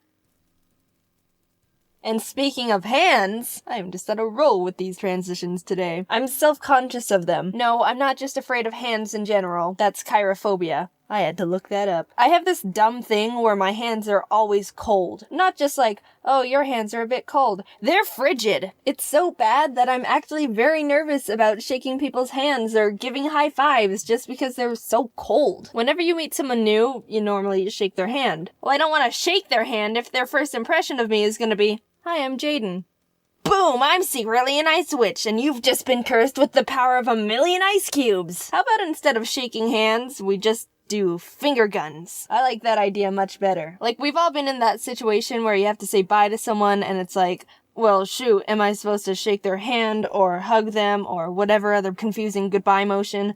Just do finger guns. Less confusion. And contact. I'm sure the misophobes can agree with me on that one. And with high fives, normally it's not that bad, but I still try to minimize it to the least amount of physical contact as I can. Someone goes, high five! And I just smack their hand as fast as possible. It's weird and noticeable sometimes, but trust me, I'm doing you a favor. What else can I be stressed about? Time limits in video games. The less amount of time, the worse it is. I just can't stand the feeling of a constant, you better hurry up and complete your mission. You only have a limited amount of thinking time. Every action you do that has no impact on furthering your path is a mistake. You're doing everything wrong and your inevitable punishment is steadily approaching. Even in Mario. I mean, it doesn't affect me too much because the timer is up in the corner and not in your face like some games, and there's typically a lot of time. But as soon as that music gets faster, oh boy, everything just got intense. Oh, I'm in trouble now. Time to sprint. No time to look for secrets or nothing. I'm about to have an aneurysm here. Our lives are a time limit when you think about it. Back when I was a kid, I had this Game Boy Advance SpongeBob game, and for the second level, you had to get SpongeBob to the top of Sandy's treehouse by hopping up branch platforms. But the thing was, there were bird baths scattered around, and you only had a limited amount of time to get to the next bath before SpongeBob dried out. I was so scared of running out of time, I never got past the level. I stood at the bottom, just sitting in the bath, occasionally stepping out only to get extremely panicked to see the time start ticking down and hop back in. I really want to play that game again. I've gotten better at video games since then, and I kinda want to experience the other 95% of that game. Okay, so since I have zero self-control when it comes to video games and nostalgia, I went out and I bought the game. I bought the game again because I wanted to play the level and prove to you that I can beat it. So yeah, I'm just gonna... I have my Game Boy and I'm gonna play the level. Look at this nostalgia though. I haven't played this in how many years? At least 10. Oh my god.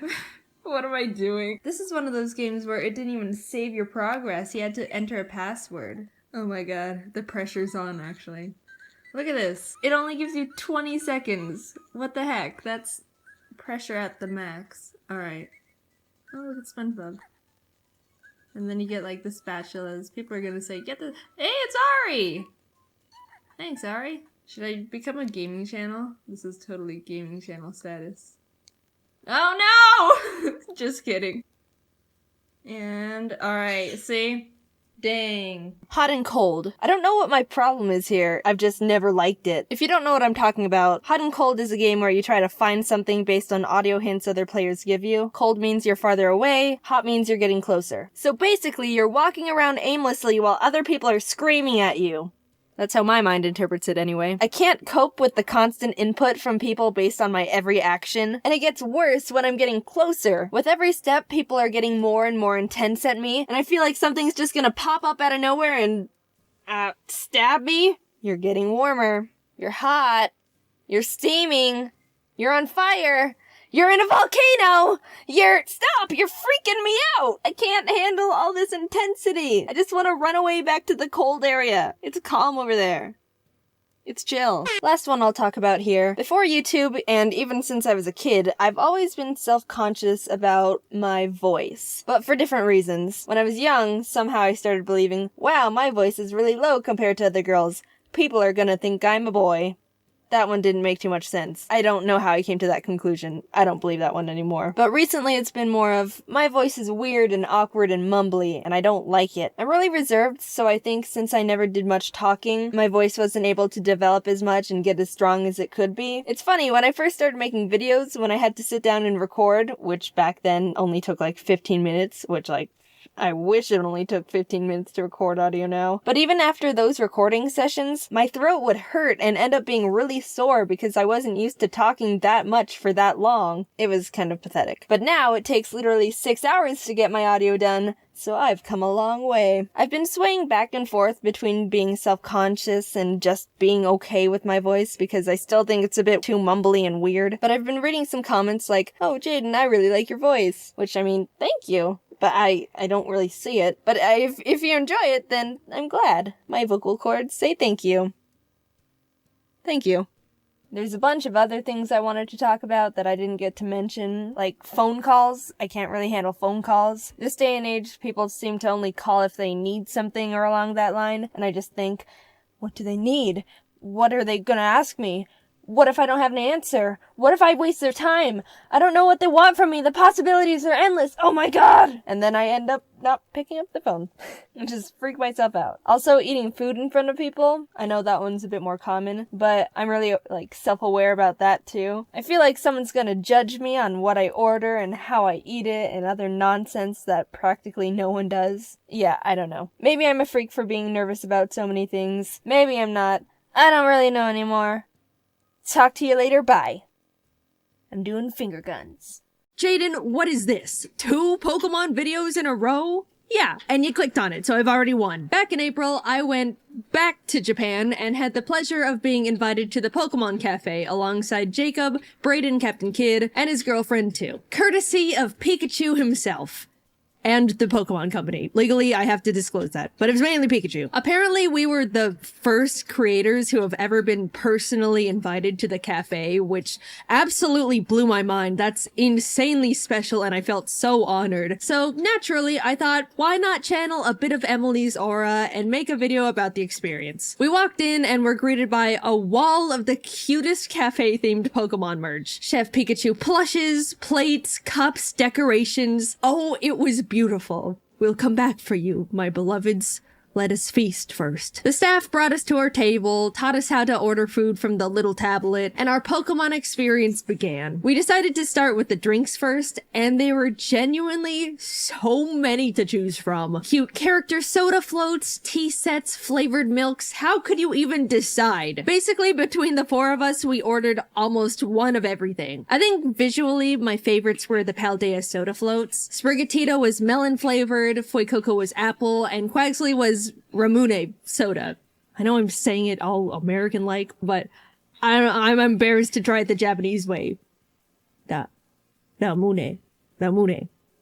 I don't know. Personally, I absolutely love soda floats already, but put a cookie of a little guy on top, and I'll definitely pay for that. Fuecoco is my favorite Pokemon of the 3, so I've convinced myself that it was also my favorite flavor-wise, but all of them were actually really nice. I also tried the Pikachu float as well, which looked the prettiest. I'm not really a big fan of lemon flavor things, so I only took a few sips, but if you like lemon and also Pikachu, I think you would really enjoy it. There are also little choose your Pokemon lattes where you sift through a giant menu of practically any Pokemon you wanted printed onto the foam of a latte. Everyone chose their respective favorites. Of course, I got me a little Aggron. Look at this guy. He was born to be on top of a latte. Delicious. Jacob also got the chocolate Moo Moo milk, and it was super cool because they brought out a little set of Moo Moo milk, chocolate, and a shaker. So you basically make it yourself. Jacob said it was good, so I'm sure it was. I can't confirm. I didn't try it. Last but not least, we ordered one of the Poltergeist and Sinistea tea sets. I don't really drink tea, but the pot and cups were so cute. We ended up buying them when we left. This is just genius merch on their behalf. Well done to them. I love it. On to the food. As you can see, there were a decent amount of options here too. Unfortunately, as some of you guys know, I don't eat meat. And even more unfortunately, since vegetarian diets aren't very common in Japan, every food item on the menu included some kind of meat. We called over Pikachu and his employees to double check and see if they offered something to fit my diet. And after flipping through their menu, they came to the conclusion there was nothing. And oh my gosh, I genuinely felt so bad because they looked devastated and like personally disappointed in themselves for not having anything. Like I frantically told them it was completely fine and not to worry about it. It's okay. But as they left, they gave us a very deep bow, and oh, I just felt really, really bad. Pikachu, if you're watching, I'm sorry. I'm so sorry. Please don't be upset with yourself. I promise. It's really okay. I'm really sorry. Luckily, I came up with a solution. Their Eevee mixed rice plate included a lot of various vegetable sides, so I ordered that and just avoided the tiny little meat part. Normally, I try not to spend money on any meat, even if I don't plan on eating it. But yeah, if you're vegan or vegetarian and really want to make something work, that's the best option you've got currently. No disrespect to anyone at all. That one's just a difference in culture, and I don't expect to be catered to my specific diet just anywhere, especially Japan. Anyway, I ordered the Eevee rice thing. The full government name is the Last Resort Japanese Mixed Rice Plate with Eevee and Colorful Friends, according to the website. And I just think that's wonderful. Taste-wise, it was decently good, very colorful and pretty to look at. I didn't know most of the things I was eating, but it was tasty. Jacob, Brayden, and 2 got the other items, which also all turned out super cute and fun to look at. There were 3 types of Pikachu curry, all respectively themed around the Kanto starters. All of them were pretty much the same thing besides a few ingredient changes and different Pokemon cracker on top, of course. The Snorlax lunch plate was a chicken and rice dish. Jacob said it tasted good. Also, for a limited time, they were offering a special Tatsugiri bento box set. I think this one looked the best. Genuinely beautiful plating right there. I loved it, even though I could only pick at it. The general consensus in terms of overall taste of everything was that nothing was super crazy, out of this world, delicious gourmet, but nothing was like bad, you know? It was more about the experience and novelty of the cafe anyway, so no one really minded. We were simply enjoying being there with our cute plates and spoons. Finally, we wrapped up the meal with desserts. There was a cute Pikachu souffle pancake and a chocolate parfait. Naturally, like everything else, it was all simply art on a plate. I personally thought they both tasted really nice. Nothing was too sweet. We got to ooh and ah at them, and it was a perfect way to wrap up the meal. As a fun surprise during it, there was a portion where Chef Pikachu came out and did a cute little dance around the restaurant for the people eating. Most of the video is blurred for the privacy of the people there. But look at Pikachu, look at him go! He can't clap his hands to go along with the song, but that doesn't stop him from trying. Hi Pikachu, big fan! We wrapped everything up, and of course grabbed pretty much all of the exclusive merch they were offering. How are we supposed to remember our experience forever and ever if we don't bring back all the plushes they have? Riddle me that! I wanted to extend a very, very big thank you to the Pokemon Company and Pikachu for reserving our table and having us come to the cafe. They didn't pay me to make a video or anything, but I wanted to share my experience with you guys because I definitely enjoyed my time there, and I know a lot of you love Pokemon, just like me. It was a huge honor, we all had a great time, and the cafe was wonderful. +4 to the Pikachu plush collection. I would definitely recommend the cafe to anyone who likes Pokemon and food shaped like Pokemon. Due to its popularity, you absolutely have to get a reservation to eat there. You can't just walk in and expect to be seated. And double unfortunately, reservations are also very difficult to get because, again, so many people are reserving tables all the time. So good luck to anyone trying to get in, but I'd say it's very worth it. Alright, that was my thoughts. I had a great time. Thank you, Pikachu and company. My next stream, I think, is to visit the Chikawa Cafe. Maybe one day. Themed cafes are really cool, and I wish that America did them more, but then again, it's probably good for me that I have to travel all the way to Japan to go to ones of my favorite franchises, because otherwise I would absolutely have no personal restraint. Thanks for watching. I don't really have much to say this time around, so I'll just say it. Next video is about Chikawa. You knew it had to happen. Alright, I gotta go. Bye-bye. Everyone, I have exciting news. We're having a baby! Well, okay, I was gonna hype this video up to make you think that we were having a child, but it's not a child. It's a dog! Aren't you excited? I know this is all probably kinda sudden, but I mean, come on. Everyone likes dogs. Save it. Now, before you all go crazy with your obvious dog hype, I bet you have some pretty big questions like, oh, Jaiden, what's its name? It's Ari. So now that we've got all the big questions out of the way, you probably want to see him now. Well, you can. Here he is. So, we just got back from picking up our baby. This is gonna be his first moments home. Hello. Oh. What you thinking about? Yay, dogs! Parents are right. Having a child is a magical experience, and I'm glad I'm part of it now. Come to think of it, since we're all parents of this dog now, your parents are grandparents. Mom, you're a grandma now. What? We as responsible parents have to make sure we raise our child right, with manners and good morals. And don't worry, I've already started the process. Alright, Ari, hold the door open for me. Come on, you have to learn how to be a gentleman. Ari, it's rude to eat without utensils. Here's a fork. I'm trying to teach you manners. Here, let me help you. Ari, we have to have a serious talk about peer pressure. If all your friends were jumping off a bridge, would you do it too? I also filmed me putting Ari's room together, which was an experience. So here's the cage I bought, and I'm gonna put it together now, but I'm gonna put it together in my room, which is around the corner. So...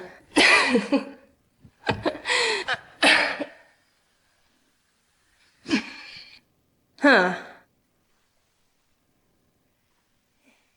So I got a screwdriver, and we're gonna put this together. I don't know how it's gonna turn out because I'm not a handy tool guy, but I'll do my best. All right, where's the cut part? I'm gonna try and like open the box now. Oh, here it is. Okay, hold on.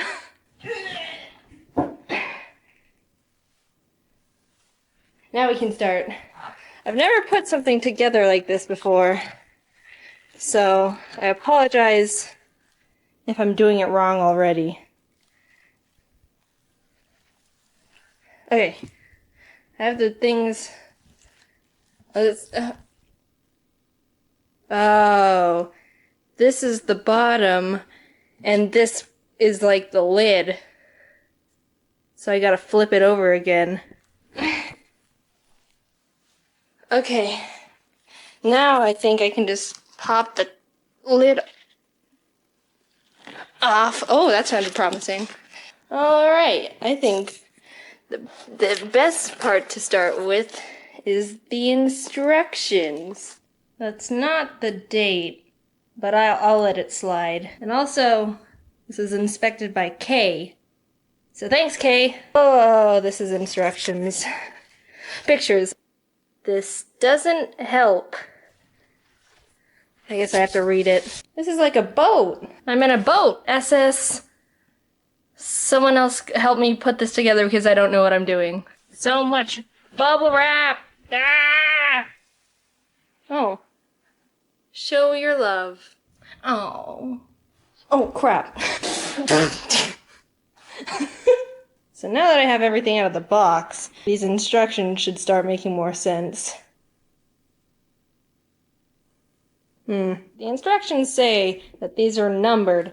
There's no numbers on here, so I kind of just have to wing it. Is this 7? No, that's not 7. Oh, this one's the front one. Oh, this is 16. This is 16. 16. Yeah. What is this? Is this paint? It looks like the oil that's been leaked in the ocean. Wait, what? Are these the screws? They sound cool though. Is this ASMR? Alright, I'm gonna actually read the instructions. Place the main base upside down and insert casters into legs. Are those the casters? Bam! Okay, what's the next part? I don't... Please see our website. Oh, hold on. I'm gonna do that. Let me screw this. So I'm on the website, and it says that there should be a video about how to put it together. Oh, pros and cons. Cons. None. Well, that's good. I'm not finding an instructional video like it says it does in the instructions on the website. And I can only see, the only thing I can click on is buy from Amazon. I already bought it from Amazon, thank you. I want the next step. Shut up. Whatever, I don't need you. I can do this myself. I don't know what to do. So it said to get a mallet. So now I have a mallet. And it says to use the mallet to put the casters into the legs. But I was like, what's a caster? I don't know what the caster is. So I thought these were the casters. But no, I think these wheels are the casters. Why are you calling it casters? Just call it wheels. What the heck? This goes here. And then it says to use the mallet to... Oh. Did that do it? I guess so.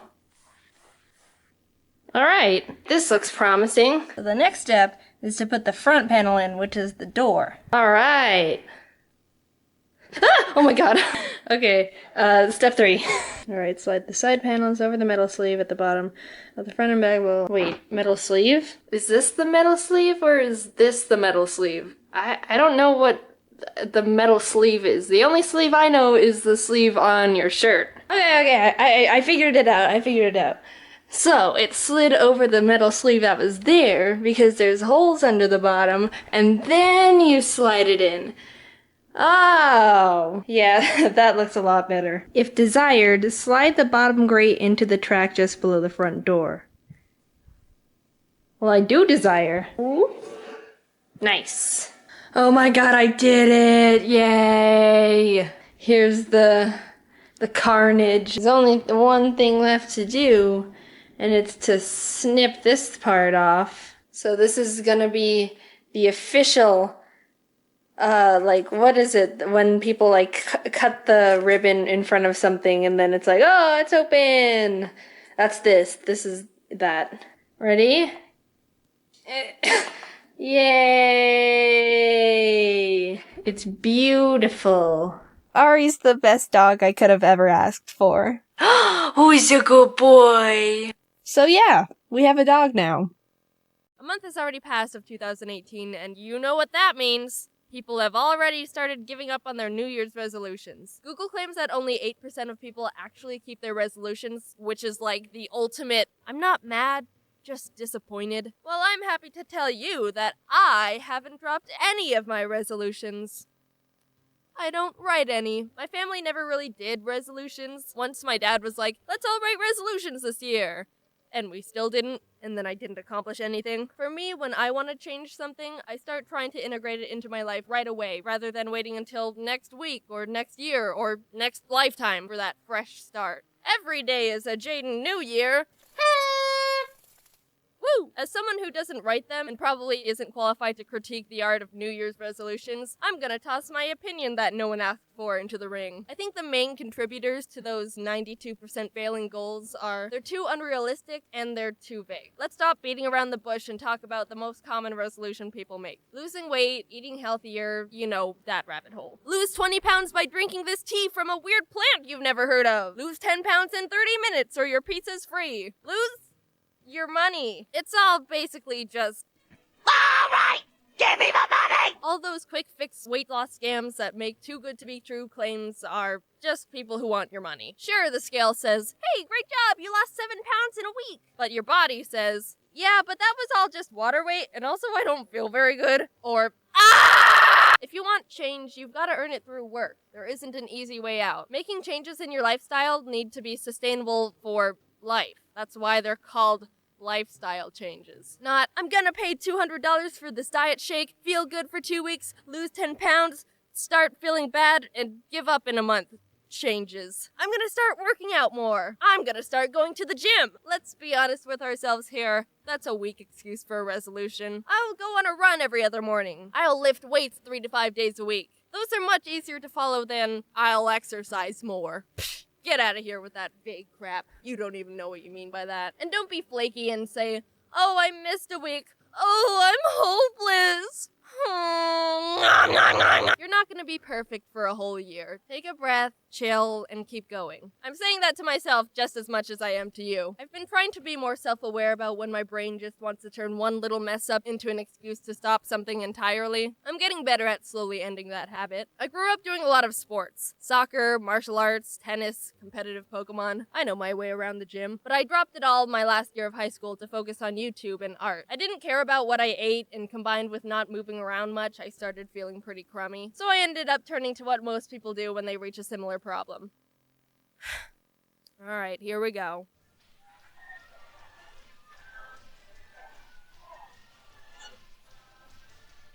Let's talk about home exercise videos. Why are so many of them so fake? The weird hip-hop music and the smiles that are a bit too wide. It might just be the plastic surgery, but it all makes me feel uncomfortable. I get that instructors want to make exercise seem fun and all that, but it feels super condescending to me. How the frig do they do entire workouts smiling and talking and making cheesy eating pizza jokes? Alright, now hold that squat. Ooh, feel that burn in those quads. I'm smiling and articulating everything perfectly, and I totally know you're panting like a dying animal over there. Don't think about that leftover pizza in the fridge. Looking at you, Brittany. If you're looking for good home exercise programs, I'm gonna recommend this blog I've been following for a super long time called Fitness Blender. Whoa, is that the sellout alarm? Is Jaiden finally selling out? No, turn that thing off. I've never talked to Fitness Blender. They're not paying me to say this. They don't even know I exist.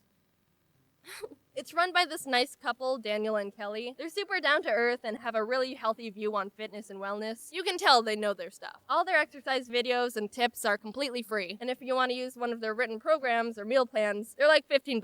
And they don't have that dumb music in the background of their video. If you're just starting out exercise, it's gonna hurt and or suck for a bit. If it doesn't, you aren't gonna see changes. Well, okay, don't murder yourself. Be smart about it. But your body is gonna complain for a while, and that's good. There's plenty of activities you can do. Playing a sport with friends, walking your dog, a casual battle to the death, squats, and respect your starting point. When I first started trying to get back into working out, I was just... Okay. Alright, got through it. Alright, we're done with our warm-up, grab a quick drink of water, and we'll get right into the workout. But just stick through the beginning, because that's literally the hardest part. Raise your hand if you're sore! Ha! Trick question, you can't raise your arms. They're jello. Don't forget that exercise is only a quarter of the health journey. What you eat is the biggest variable to all this life-changing athlete hippie mumbo-jumbo. Eating right is like straight-up magic. You feel amazing. It's the closest thing to drugs that isn't drugs. There's a difference between being thin versus fit versus healthy. Kinda like Venn diagram style. Someone could be thin, but that doesn't mean they're at all healthy. Someone could be super swole and buff, but eat junk 24/7. And someone could be eating super healthy, but not have the body of a supermodel. There's a healthy range of everything. I used to have a really bad relationship with eating. I've talked about it before. In college, I developed an eating disorder and a fear of eating food, and I would go like an entire day eating almost nothing. No, Jaiden! You think that eating 600 calories a day is just gonna float you to all your hopes and dreams? Nope. It's just gonna give you headaches and emotional breakdowns. You can trust me. I'm from the future. Also, learn what Bitcoin is and invest everything you can into it while you still can. I wish there was more information being taught on the dangers of eating disorders, because if I knew about that whole mess 3 years ago, I would have been like, whoa, okay, never mind. Let's do a 180 here. This ship is whack. I'm getting out of here before it controls everything in my life. You can't abuse your body and expect anything good to come from it. Man, I feel great. I could totally run a marathon and write an essay right now. I'm so energized and my brain is so clear. Thanks for feeding me literally one grape. You don't go to the gas station, pour a cup of gas into your car, and then try to drive to China. Eating less than your body needs to physically survive accomplishes nothing. It might seem like it's working in the moment, but honey, you've got a big storm coming. Please try to end it as soon as you can. I'm not at all trying to shame anyone going through rough times with their self-image. I know it's a really hard thing to fight against. I was pretty far gone when I was struggling, and even though I'm in a much better place now, I do still have bad days. What helps me is trying to separate logical thoughts from the bad ones that fuel the irrational fears. They're not here to see you succeed. They're just the dumb brain versions of those TV and email scams where they're like, hey, give me your credit card info, social security number, and mother's maiden name, and I'll give you $1 million. I won't literally destroy your life. I'm just your friendly neighborhood Nigerian prince. It's all more simple than you think. Eat healthy when you can. Fresh fruit, vegetables, whole foods. And it's okay to treat yourself every once in a while. Don't say, I'm never eating sugar for the rest of my life. You're setting yourself up for failure there. and end up pulling a James. Exercise as much or as little as you're ready for, and be mindful and respectful about how your body feels. Little changes go a long way. Remember, you're doing this for you. And don't play that dumb hip-hop music while you work out, or I swear to Hercules I'm gonna run someone over with an exercise bike. Hey, it's been a while. Sorry. Anyway, I don't know if you've seen yet, but the Fine Bros made a reaction video on me. I've already seen it and had a reaction, but I don't think I'll be making a I react to people react to me thing. I know a lot of people wanted me to do that. I enjoyed the video. They said some nice things. I hope you see it. And thanks to the Fine Bros for thinking I'm someone worth reacting to. This video took a bit longer to get done. This year's actually going to be pretty busy, and we've got some special things in the works for you in the future. I'm really trying to up the quality of videos and not die in the process. I used to be super strict on uploading every 2 weeks, but it's really not sustainable for my mental health or my health in general, so the videos will just be done when they're done. If I could post more, I definitely would, but I care more about the quality of videos than a certain schedule. So yeah. Also, I hope you liked the video. Stick to your resolutions, keep working towards the person you want to become, and take care of yourself. I'm working on all of that stuff too. Okay, bye. So imagine this. It's Christmas Eve. You're getting ready for bed and everything is prepared for the perfect Christmas morning. Chestnuts are roasting on an open fire. The cookies are out. The house is silent and calm. Everyone has the standard things on their Christmas list. Puppies, Nintendo Switches, for father to finally find milk. But yours is different. All your life, you've loved and have been fascinated by insects. You were teased in school for catching ladybugs in the bushes, ostracized from everyone for gleefully watching the grasshoppers. You've spent years trying to repress your love for bugs, but you're finally embracing it. This year is different. You're going to ask Santa for the one thing that brings you joy in life. Ants. You tuck yourself into bed, awaiting the early morning to see if your wish comes true. And as you're thinking about parenting your future ants, your eyelids feel heavy as you drift off to sleep. You don't know how many hours have passed, but you're suddenly awakened by a strange sensation. Your body is burning, flaring up, itching everywhere. The worst itching you've ever experienced in your life. What's happening? Is it a Christmas miracle? Did you finally receive the ants you were desperately hoping for? Your skin is getting more and more itchy by the second. You're in the most discomfort you've ever felt, and you feel like you're gonna cry from pain. No doubt about it. Ants. All over. You rip open the sheets to find... oh, it's not a whole colony of ants attacking you. It's hives. So back to me. I've never had hives until last December, and it was the worst thing that's ever physically happened to me. Around the night of the 21st, I was relaxing and playing video games on my couch. Ari was on me because it's snuggly and nice, but about an hour or so in, I started feeling itchy around my neck and shoulders where he'd been sitting. I didn't think much of it, but when I was getting ready for bed, I realized the area that was itchy was actually kind of red. On paper, that seems a bit like, that's not really normal, but you scratch yourself all the time and get a bit red. I just thought, Ari's nails are probably a bit too long and irritated my skin. I'll have to cut them tomorrow. And left it at that. 4 a.m., I'm woken up by more itchy. I itched it, and it got double itchy. Well, that doesn't seem right. I went to the bathroom to see what was up, and the area that was irritated before was even more red, and maybe a bit bigger this time. I can't remember. It was 4 a.m. I was like, that's not great. And then went back to bed. I mean, there wasn't anything I could do about it. I didn't have any anti-itch cream or anything. All I've got is an expired bottle of mini ibuprofens and a dried out cleaning wipe. The next morning, after a bad night's sleep, I got out of bed and whoop, it spread to my back. Yep, this is not good. Did I do anything about it?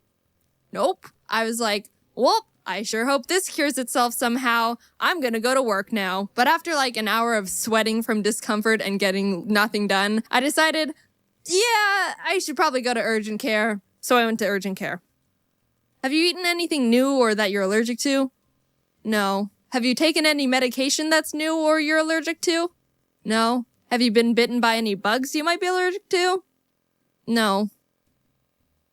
Looks like dermatitis. So I got a dermatitis diagnosis, picked up the pills and lotion he prescribed me, and by the time I got home, I was so itchy it started to feel like actual pain. I ran into my room and immediately took the medication and started hoping I would feel better soon. All I could do was lay on my bed and do nothing because every time I moved or touched something, it would send shocks of pain and irritation down my body.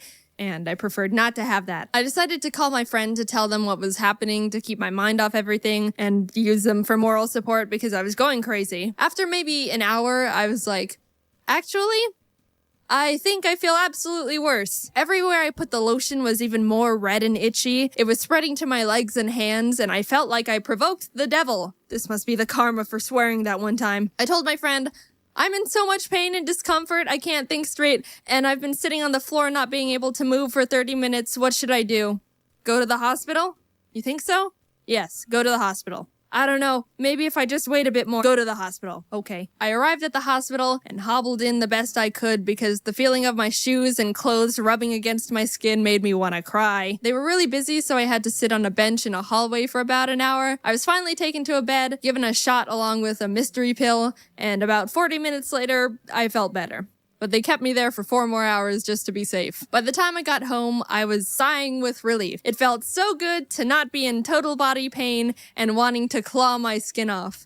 I'd forgotten that feeling. The hospital gave me a new prescription because they were like, pretty sure you have hives, not dermatitis. But I didn't get it filled because it was late and I figured I could just get the new medication tomorrow since I was feeling all right. The good thing was I was feeling better and had the right diagnosis. But the scary thing that got me worried was this all started when Ari was on me. The flare-up started in the exact area he was sitting on the other night, so if I hadn't eaten or done anything different from my usual day-to-day life, could that mean I developed a really bad allergic reaction to him?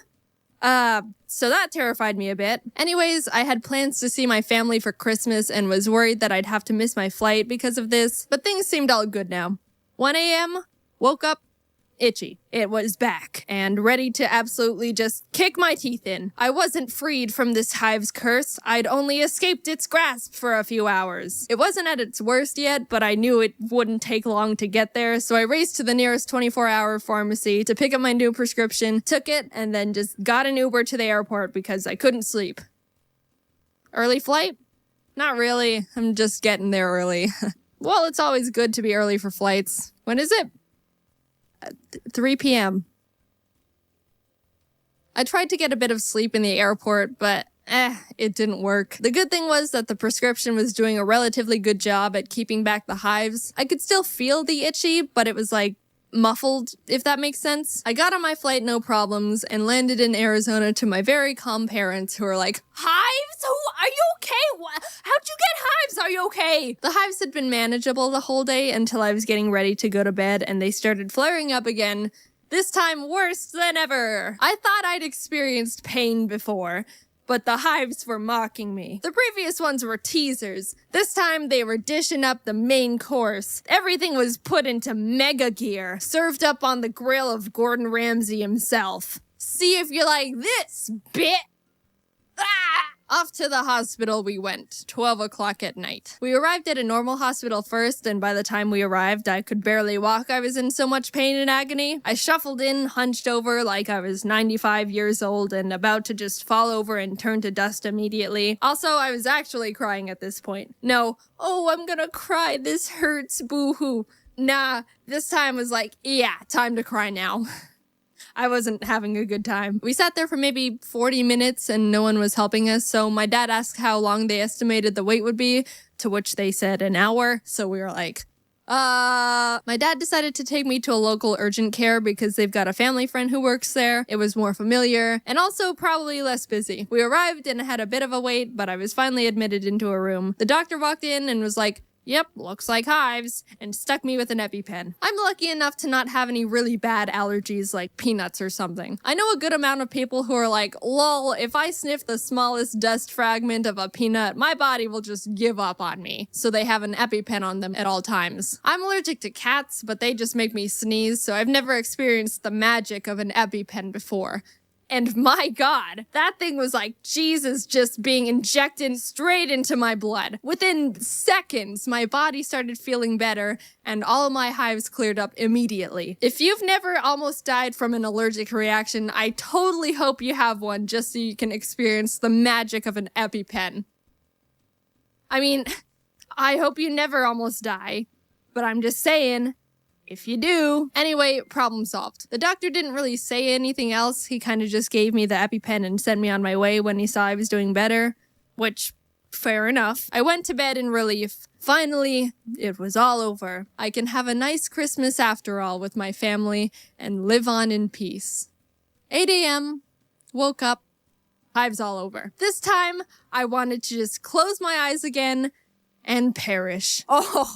Oh, this one. This was the worst it had ever been. I didn't even know it was possible to experience this level of itchy combined with unbearable pain. I was in awe. It's amazing how absolutely torturous this pain is right now. And I haven't even been stabbed. The day before, when I said it was in Mega Gear and the main course, I was kidding. This was one of those meals where they give you the appetizers and the main course, but surprise, the dessert is a knuckle sandwich. All the hives in the world were like, this one. Let's get this one. I was covered in bumps and red. My mom looked at me right before we were about to go to urgent care, and her face was like, I don't think there's any words that could describe how absolutely abhorrent and atrocious I felt. The itchiness was so extreme, it felt like needles all over. Every time something just grazed my skin, it felt like, yep, it's time to die. See y'all later. Arrived at urgent care, couldn't move, looked like a boiled diseased shrimp. This time we got Dr. Cruz, our family friend I mentioned earlier. He's super nice and caring and an amazing doctor to go along with it. First of all, I got another EpiPen.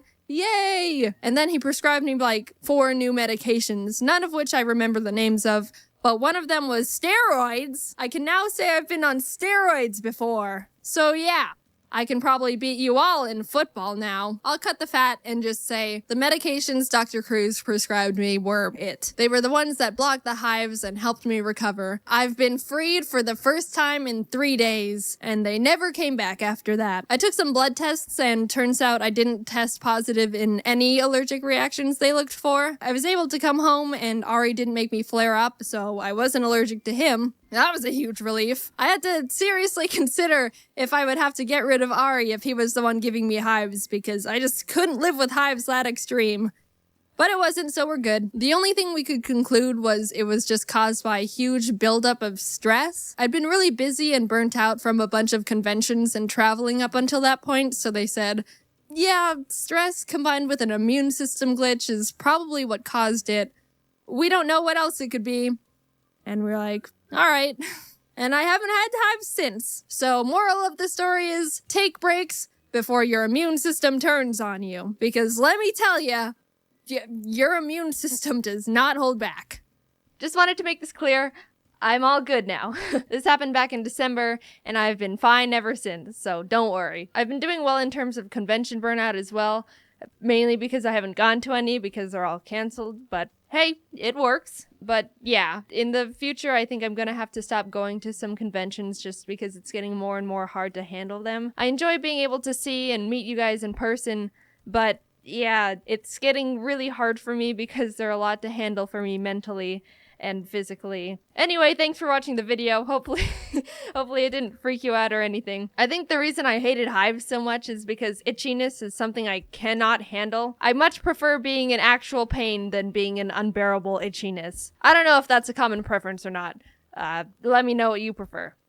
Alright, see you later. I grew up only wanting to watch cartoons for the most part. I never tried to drift into other shows or movies with real people and actors. Normally, if something had actual humans in it, my 7-year-old self would be like, real people? No thanks, Bourville. I don't want to watch anything unless there's mutant super children who are birthed from a crock pot. I like to believe I'm a really open-minded person now. I don't just blow things off like that. I generally don't feel like I have the right to judge or have a strong opinion on anything unless I've researched and tried to understand every aspect of it first. That way I can use all the facts to come to my overall standpoint. It's easy to hear just one detail about something and jump to a conclusion. People form opinions based on their personal values and certain beliefs, but only knowing certain details can change things instantly. Here's an example. Judy saw Ron push her dog. Wow, what the heck? Ron's some rotten dog hater. Frick Ron, dude. Now hold on a sec. It's easy to believe that, but actually, Ron pushed Judy's dog because the dog attacked his child and Ron was only protecting his kid. Whoa, really? Judy needs to put her dog down. It's a hazard to everyone around it, attacking kids and crap. I can't believe she'd be okay with owning a rabid dog. She probably didn't take care of it. Judy's a horrible dog owner. Okay. Untamed dogs are a safety problem for sure, especially around children. But you didn't realize the dog only attacked Ron's child because they were teasing the dog with an ice cream cone and the dog just jumped up onto him wanting a taste. Well then, it's the dumb kid's fault for— I'll cut off the story here because I could add so many more layers to it. But you see how quickly your views can change if you don't know all the details to something? At every new point, the resulting opinion wasn't necessarily wrong or incorrect, although I made them extreme for emphasis, because you were forming a standpoint based on the only information you had. But yeah, that's my tip for the day. Look more into things and do research before you make a super strong opinion on something. This whole video got way off track real quick. I'm gonna go back to talking about what I was gonna talk about in the first place. So TV. Once I got older, I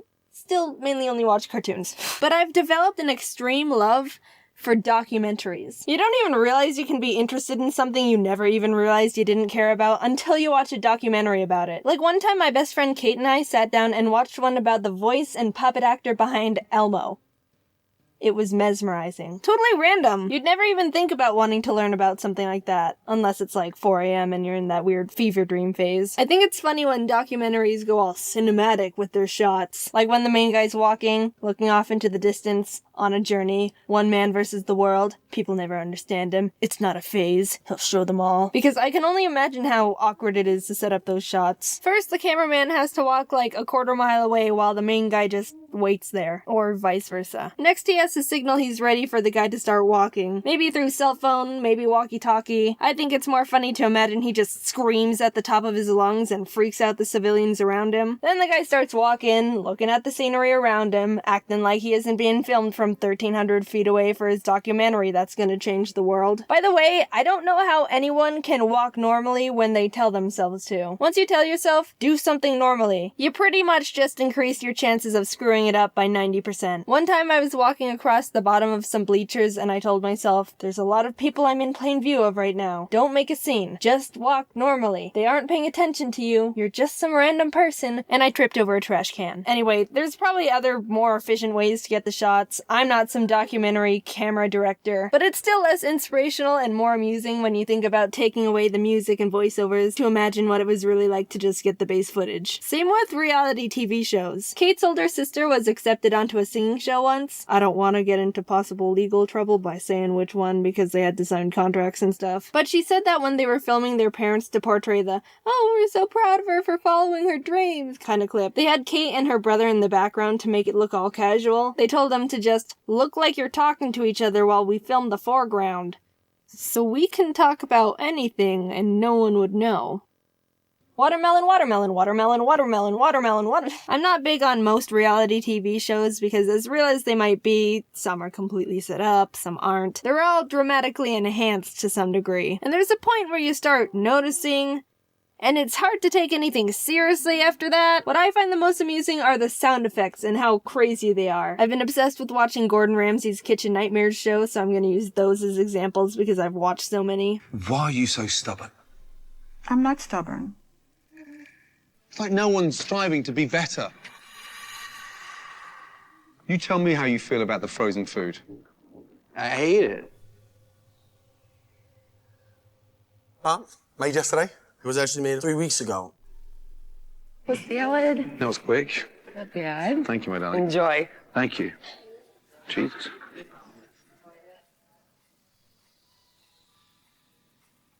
This one is natural with white natural. cheddar. Oh, this is award-winning. Yeah. Great. And why is the fillet butterflied like that and cut like that? He cuts it off and then pounds it thin. He beats the crap out of a fillet to tenderize it when it's the most stunning cut. Wow. You're still yawning. Doesn't look too appetizing. It doesn't look appetizing at all, no. Whoa, whoa, whoa! Did you catch that one? Does that sound familiar?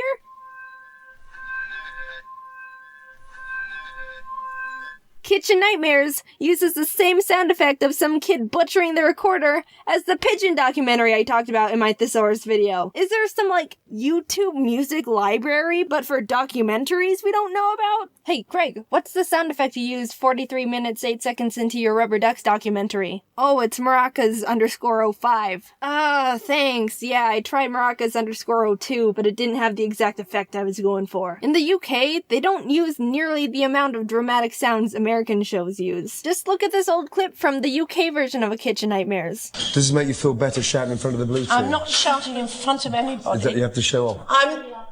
How bloody Don't dare be stupid. you? Don't be so stupid. No over-the-top dramatic crap? It's almost pure. Here, I'll fix it American style. In front of anybody. Is that you have to show off? I'm... How bloody dare you?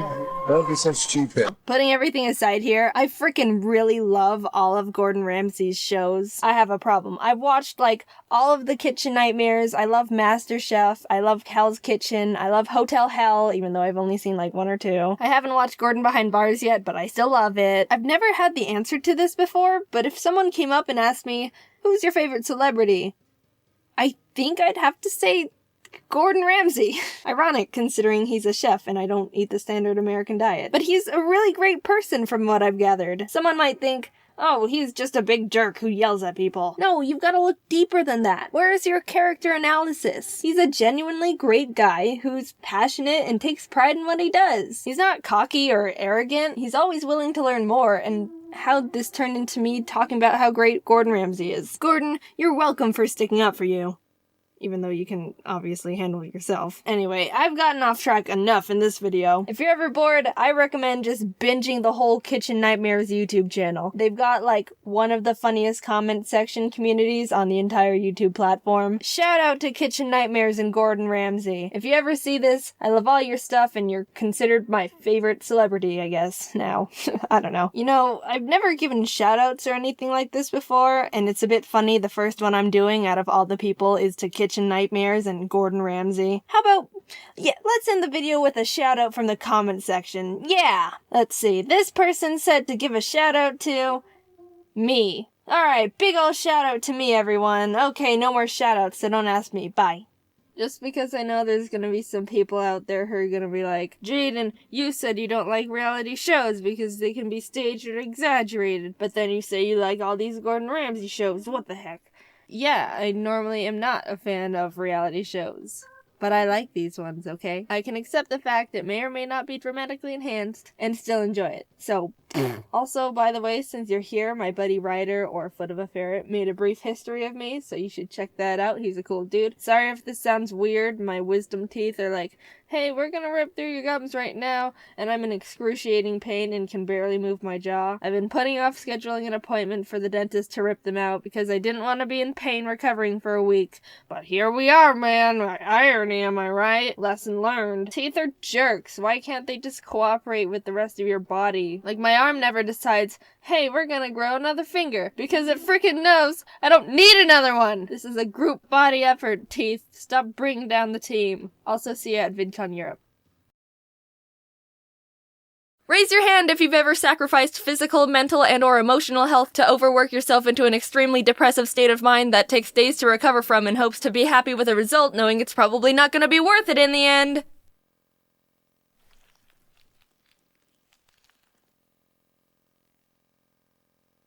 If a friend came up to you and said, hey, I'm gonna go run 50 miles and refuse to eat, sleep, or take care of myself until I'm done, you'd be like, no, you doof. That's a horrible idea.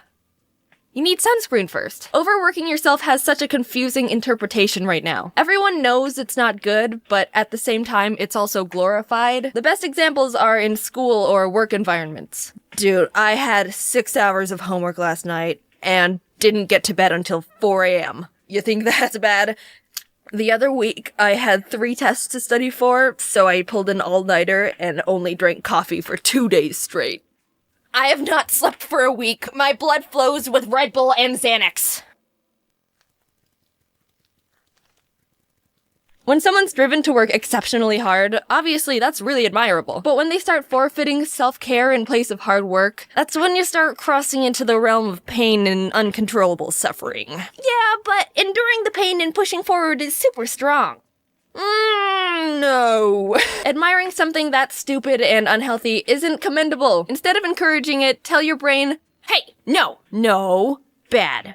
Not on the carpet. Your emotions start to chop and change more, your mental health starts to deteriorate, you snap more at things that aren't big deals, everything feels like you're playing sudden death mode in Smash Bros. Honey, I brought you some lemonade. Everyone is going to experience burning themselves out in some sort of way. That's part of life. If you don't, you're either perfect or the devil. And I don't trust either of those, so stay back. I've been slowly losing my sanity from overworking myself ever since I dropped out of college, which was 2 years ago. It's the type of thing that slowly creeps in, and you only start to notice it when your insides have already deteriorated by 30% and your insanity stat has reached level 10. Burnout is caused by 3 main variables: depersonalization, where you don't feel in control of yourself anymore, emotional exhaustion, and a lost sense of achievement. Wow, Jaiden, you're so smart! Ha! Yep, you know me. I'll research anything all day just to educate the people. After a long time of feeling like a very sad shell of a person, I started seeing a therapist. So the first day I came in, she just asked some basic questions to get to know me and my situation. And she got to the question, what would you describe your average daily schedule to be? And I was like, alright, that seems simple enough. So I wake up around 8:30, have a small snack, work out for like 30 minutes, and start working. So I work until lunch, and then I get back to work. Yeah. And I work until dinner, and then I work until I go to sleep. And when's that? 1 a.m. Yeah, I see the problem now. I was, and still am, struggling with the mindset of, if I'm not working, I'm being lazy. And the fact that I work for myself in my own home and am my own boss doesn't help at all. Taking a break to play games? But I could be working. Eating dinner? I could be working. Sleeping? But I could be working. Working? But I could be working harder. I'm not saying this just for you, but for myself. It's okay to take personal time for yourself. Don't work your life away. I'll take a break when I'm dead. Frick. I never got to come up with a funny tombstone. I asked a bunch of my friends about their experiences with overworking themselves, and they were all like, oh yeah, burnout is torture and can go frickin' suck a jellyfish. Their stories consisted of not sleeping for hours or days on end in exchange for more time to work, denying themselves food or water until they finish something, breaking for a minute to go to the bathroom only to go right back to work, snapping at friends or family for no reason. It sucks, because these aren't even uncommon experiences. It feels so good to be validated and admired for working hard, but there's a slippery slope there of accidentally forgetting to keep yourself alive and sane if you're not careful. I'm here to save you from yourself! What? What?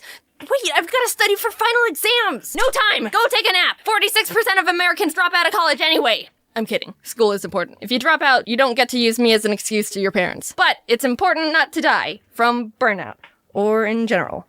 Don't ever die. I also asked my friends if overworking themselves negatively impacted their relationship with the end product, and there were 2 different interpretations. Some of them said, holy frick, yes, I hate that thing now. Stressing and pushing themselves too much made them sloppy and make awful mistakes. They cut more corners and agreed the final product suffered because of the pressure they put on themselves. Another friend, with better hair, described it as being a sick, twisted reward for unhealthy behavior. Of course, they were able to finish the project, which they wanted, but the steps they took to complete it led to painful burnout and definitely was more emotionally damaging than if workflow was more evenly distributed. My scientific conclusion? You suffer either way. Here, have some tips to not be emotionally damaged for a week after overworking yourself. Don't do too much of the same thing without any sort of change whatsoever. You're not a mindless work zombie in a hamster ball. Doing the same thing over and over and over and over and over and over and over is a formula for absolute misery. Atrox, who helps with animating the videos, had a good analogy, so I'm gonna steal it. So say you like chocolate. I do like chocolate. No one asked you. So imagine you hypothetically enjoy eating chocolate, but when you only eat chocolate and nothing else, you feel sick. That nauseous feeling in your throat and stomach that makes you want to lay down and throw up for the rest of the day. It's the same with anything else. Do more than just work and eat hypothetical chocolate all the time. 'Cause otherwise... Take time for self-care. Yeah, it sounds generic and straightforward.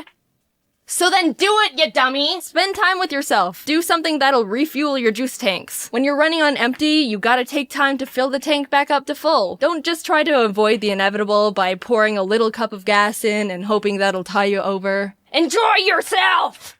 I'm not yelling at you. I'm yelling at me, because I still have a really hard time with that one. Take a shower. You've probably been working for 5 days straight. Take a break from social media. Sounds cliche, but it works. Spend time with friends. If you have any. Do some stretches or something that includes moving your body. Exercise equals dopamine, which means less depression. Yay! Stick to a healthy sleeping schedule. If you're a farmer, I am a farmer. No one asked you. You gotta tend to a variety of fields instead of hyper-focusing on the same one every day. Push yourself to always be trying something new or focus on improving. It's easy to get stuck in the same grind of consistency. Everyone's a unique, special snowflake, but eventually your brain is gonna start craving something different, and if it doesn't get anything new, it throws a tantrum. You get more excited about things you're going to learn and get better at. Spice everything up. If you're a lumberjack, I am a lumberjack. Will you cut that out? You can't keep swinging your axe continuously at trees all the time. It'll start getting too dull and become difficult to keep going. You gotta take time to stop and sharpen your tools. Keep things balanced. You can create your best ideas when you're not stressed and overworked, and sad, and tired, and feel like poop. Wait, I thought you were a farmer. No one asked. Hey ho, it's me again. Hope you liked the video, and as a pact to myself, I promise to not pull any all-nighters while making it. I'm not sure about any of the other members of the team. If they did, they're fired. Anyway, big update. I moved to LA. I always thought I would live in Arizona my whole life and die of a heat stroke, but so many opportunities opened up to me in LA, and I've got so many great friends there, and I'm so freaking excited. Moving was a pain, and that's what I've really been busy with, but I'm mostly settled now. LA still intimidates me because the people here can be a lot, but I'm doing my best. I'm excited about the future, I'm excited about the videos, I'm excited about some projects in the works. Also, school is starting up again. Sucks to suck, and I wish you the best of luck, soldier. Maybe you can be the 54% of Americans that doesn't drop out. Anyway, thanks for sticking around, and bye. Man, I'll never be able to throw a baseball like Ruth. He's got so much more skill and talent than me. It's like he was born to be a pitcher. If I could throw like him, I'd be so happy.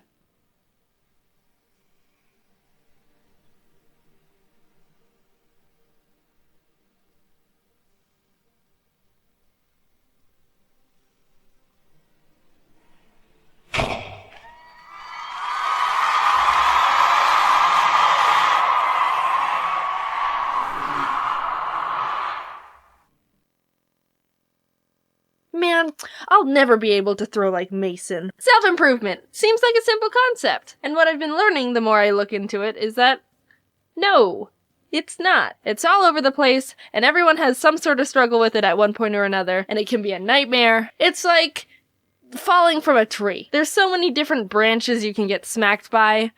Then I want to talk about it. Self-improvement is extremely important to me. Out of all the personal values I stand by, it's the one I actively think about the most. Multiple times a day, I'll end up having some sort of checkup with myself to analyze if I'm doing enough to satisfy my self-growth quota. What can I change to do better? Am I pushing myself? This isn't good enough yet. Why does everything I do look like shit? And that's the thought pattern I and a lot of people can start to spiral into. The concept of self-improvement is really positive and inspiring. Keep on working to develop yourself and you'll become a better person you could ever dream of. You can do anything you set your mind to. Go get 'em, Tiger!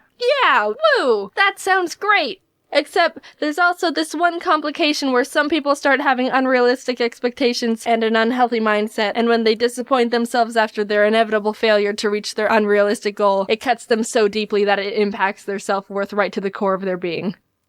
Woo. I struggled with that one a lot. The I can never be satisfied with what I'm doing and don't think I deserve any recognition branch. Just a bad case of imposter syndrome, pretty much. I'd explain what that is, but I don't think I'm qualified enough to do that. There are much better YouTubers than me who are much more deserving of my position, and I don't think I'm worthy of people paying attention to what I say because my content isn't good enough, and I really want to be able to play this really intense piano song because I've never done anything at that difficulty before, and I'm gonna push myself out of my comfort level.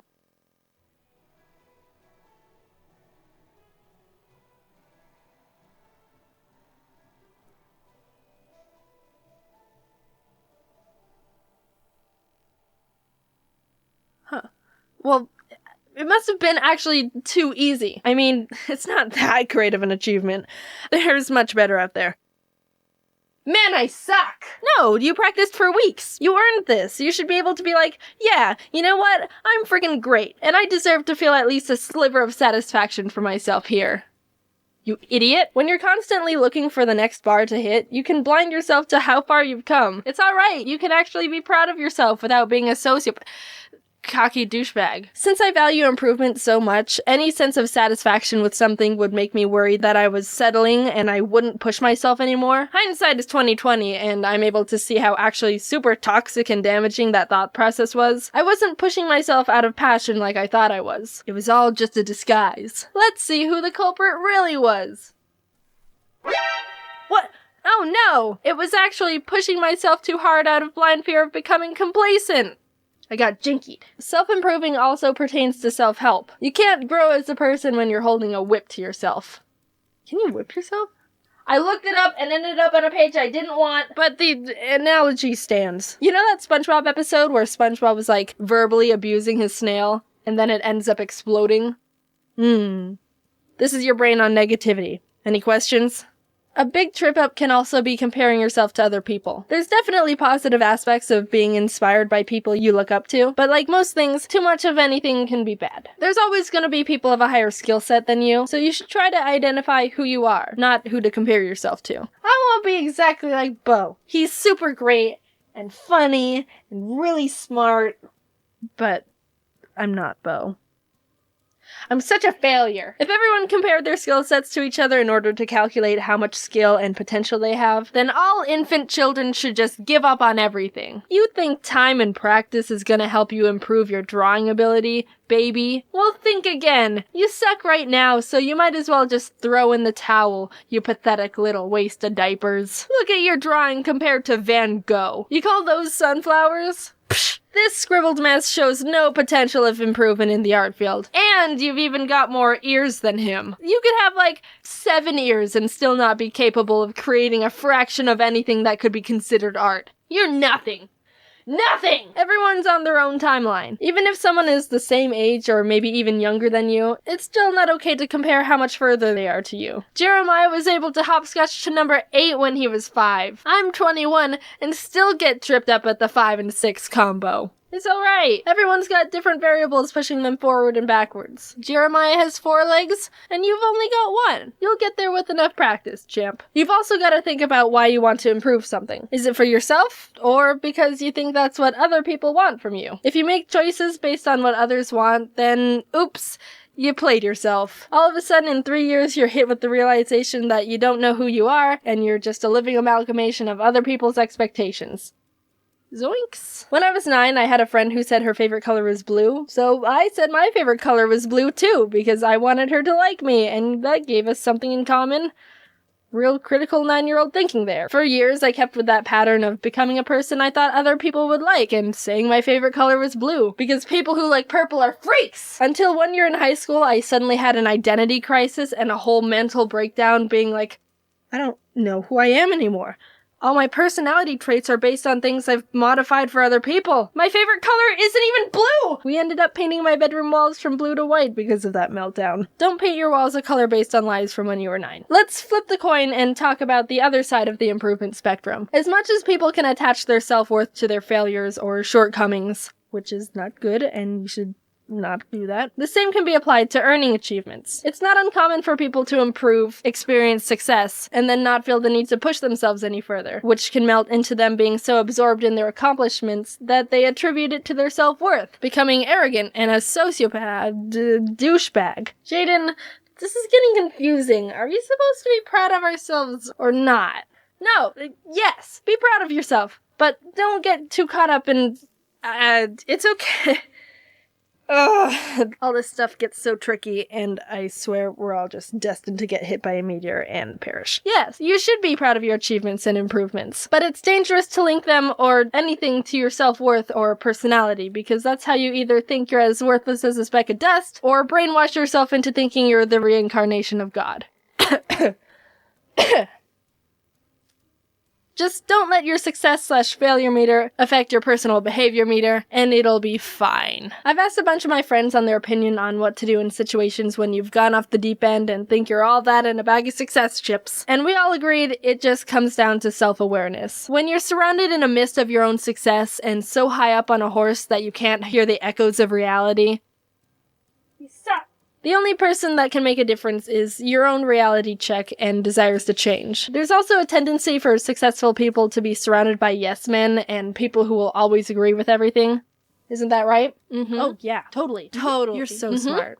God, she's always right. So it can be really difficult to get that window of clarity where you can actually see the consequences of who you've become. And don't get me started on how seeing criticism gets.